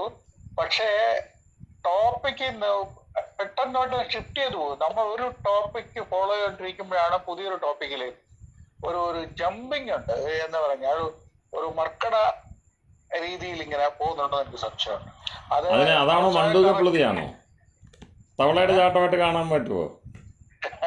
അതല്ല, നമ്മള് തന്ത്രത്തിൽ തുടങ്ങി, അത് കഴിഞ്ഞ് വേറെന്തോ പറഞ്ഞു, അത് കഴിഞ്ഞ് പൊളിറ്റിക്സ് പറഞ്ഞു, ഇങ്ങനെ പറഞ്ഞു അവസാനം അവിടെ ഈ പൊളിറ്റിക്സ് പറഞ്ഞാൽ റെലവെന്റ് ആണ്. പക്ഷെ ആദ്യം പറഞ്ഞതിൽ നിന്ന് ഒരുപാടങ്ങ് ഡീവിയേറ്റ് പോയി. അത് പകുതി നമ്മൾ ഒരെണ്ണം പഠിച്ചു വന്നോണ്ടിരിക്കുമ്പോ ആ സബ്ജക്ട് മാറിയ പോലെ എനിക്ക് അതായത് വിഷയം മാറിയതല്ല, നമ്മുടെ ആശയപരിധി അത് തന്നെയാണ്. തന്ത്രത്തെ നമ്മൾ കൂടുതൽ തന്ത്രത്തെ എടുത്തുവെങ്കിലും അതിനെ നമ്മൾ ഈ മട്ടിൽ പൊളിറ്റിക്സ് എടുത്ത് വെച്ചതുപോലെ നമ്മൾ ഫിക്സ് ചെയ്തില്ല. പ്രത്യേകിച്ച് ആദ്യത്തെ അരമണിക്കൂറിന്റെ അകത്ത് ഒരുപാട് അങ്ങോട്ടും ഇങ്ങോട്ടും ഒരു ഷിഫ്റ്റിംഗ് ഉണ്ട്. ഒരിടത്തുനിന്ന് ഒരിടത്തോട്ട് വേറൊരിടത്തോട്ട്. അത് അതിന്റെ ഒരു പ്രശ്നമുള്ള. പക്ഷെ എനിക്ക് തോന്നുന്നത് അത് ഈ ചർച്ചയിലേക്ക് നമ്മൾ ആ ഒരു വിഷയം തെളിച്ചെടുക്കാൻ വേണ്ടി അല്പ സമയം എടുത്തതാണ്. അല്ല, ഗംഭീരമായിരുന്നു. അത് ശങ്കരാചാര്യരുടെ അതിന്റെ ആ ഒരു റെഫറൻസ് ഒക്കെ വളരെ നന്നായിരുന്നു. അതിന് എനിക്ക് ഒരു അപേക്ഷയെ പറയാനുള്ളൂ. All are welcome four healthy interventions. അങ്ങനല്ല മോഹൻദൻ മാഷ്, എനിക്ക് അങ്ങനെ അറിഞ്ഞൂടാ. ഇന്റർവെൻഷൻ ഒരാൾ തന്നെ പറയുന്നത് ഇങ്ങനെ അതിൽ പൊയ്ക്കൊണ്ടിരിക്കും. വേറൊരാളുടെ കയറി ഇന്റർവെൻഷൻ നടക്കുമ്പോഴത്തേക്കും ഫോക്കസ് പോകും. ഞാൻ പറയുന്നത് ശരിയല്ലെങ്കിൽ ശരിയല്ലെന്ന് പറയാം, ഇന്റർവ്യൂ ചെയ്യാം. നമ്മള് ഇന്റർവ്യൂഡർ അല്ല, ഐ മീൻ ഇന്റർവെൻഷൻ. അല്ല പക്ഷെ ഞാൻ പറയുന്ന ഇന്റർവെൻഷൻ ആകാം. നമ്മൾ ആ വിഷയത്തിൽ തന്നെ ഇന്റർവെൻഷൻ ആയാൽ നന്നായിരിക്കും എന്നുള്ള എന്റെ അഭിപ്രായം മാത്രമാണ്. തന്ത്രത്തിന്റെ അല്ല പക്ഷെ എനിക്ക് തോന്നുന്നത് മൂർത്തി സാറ് പറഞ്ഞത് ഈ നമ്മൾ മറ്റേ തന്ത്രത്തിൻ്റെ മറ്റും വിഷയങ്ങളെടുത്ത് ജ്യോതിഷം എടുത്തു അങ്ങനെ തുടങ്ങിയിട്ട് അതിൽ നമ്മൾ ഉറക്കാതെ നമ്മൾ മറ്റേതിലേക്ക് പോയി എന്നുള്ളതാണ്. അവിടുത്തെ ഒരു വിഷയം വന്ന ഇതാണ്. തന്ത്രത്തെ മനസ്സിലാക്കാൻ വേണ്ടി നേരത്തെ പറഞ്ഞ പോലെ അതെനിക്ക് തോന്നുന്നു ഞാൻ എൻ്റെ ഭാഗത്തുനിന്നുണ്ടായൊരു വിഷയമാണെന്ന് തോന്നുന്നു. ഈ ലെഫ്റ്റിസം എന്ന് പറയുന്ന സംഗതി ഉണ്ടല്ലോ, ഇടത് വലത്. അതിൽ വാമാചാരം എന്ന് പറയുന്ന സംഗതി, സമയാചാരം എന്ന് പറയുന്ന സംഗതി തുടങ്ങി വെച്ചിരിക്കുന്ന തന്ത്രത്തിലാണ്. ഇടത് വലത് ഭേദമുണ്ടാക്കിയ അധികകാലം ചരിത്രത്തിൽ വാമാചാരം എന്ന് പറയുന്ന സംഗതിയുണ്ട്. അതുപോലെ സവ്യ അസവ്യ എന്ന് പറയുന്ന പ്രയോഗം ഇതൊക്കെ ലളിതയിലും മറ്റും നമുക്ക് കാണാൻ കഴിയും, ലളിത സഹസ്രനാമത്തിലും മറ്റും. അപ്പോൾ ഈ ഇടത് വലത് ഭേദം കൽപ്പിച്ചുകൊണ്ടുള്ള രീതി, ഇടകല വിങ്കല ഇങ്ങനെയുള്ള സംഗതികൾ ഇതെല്ലാം തന്ത്രമായിട്ട് ബന്ധമുള്ളതാണ്.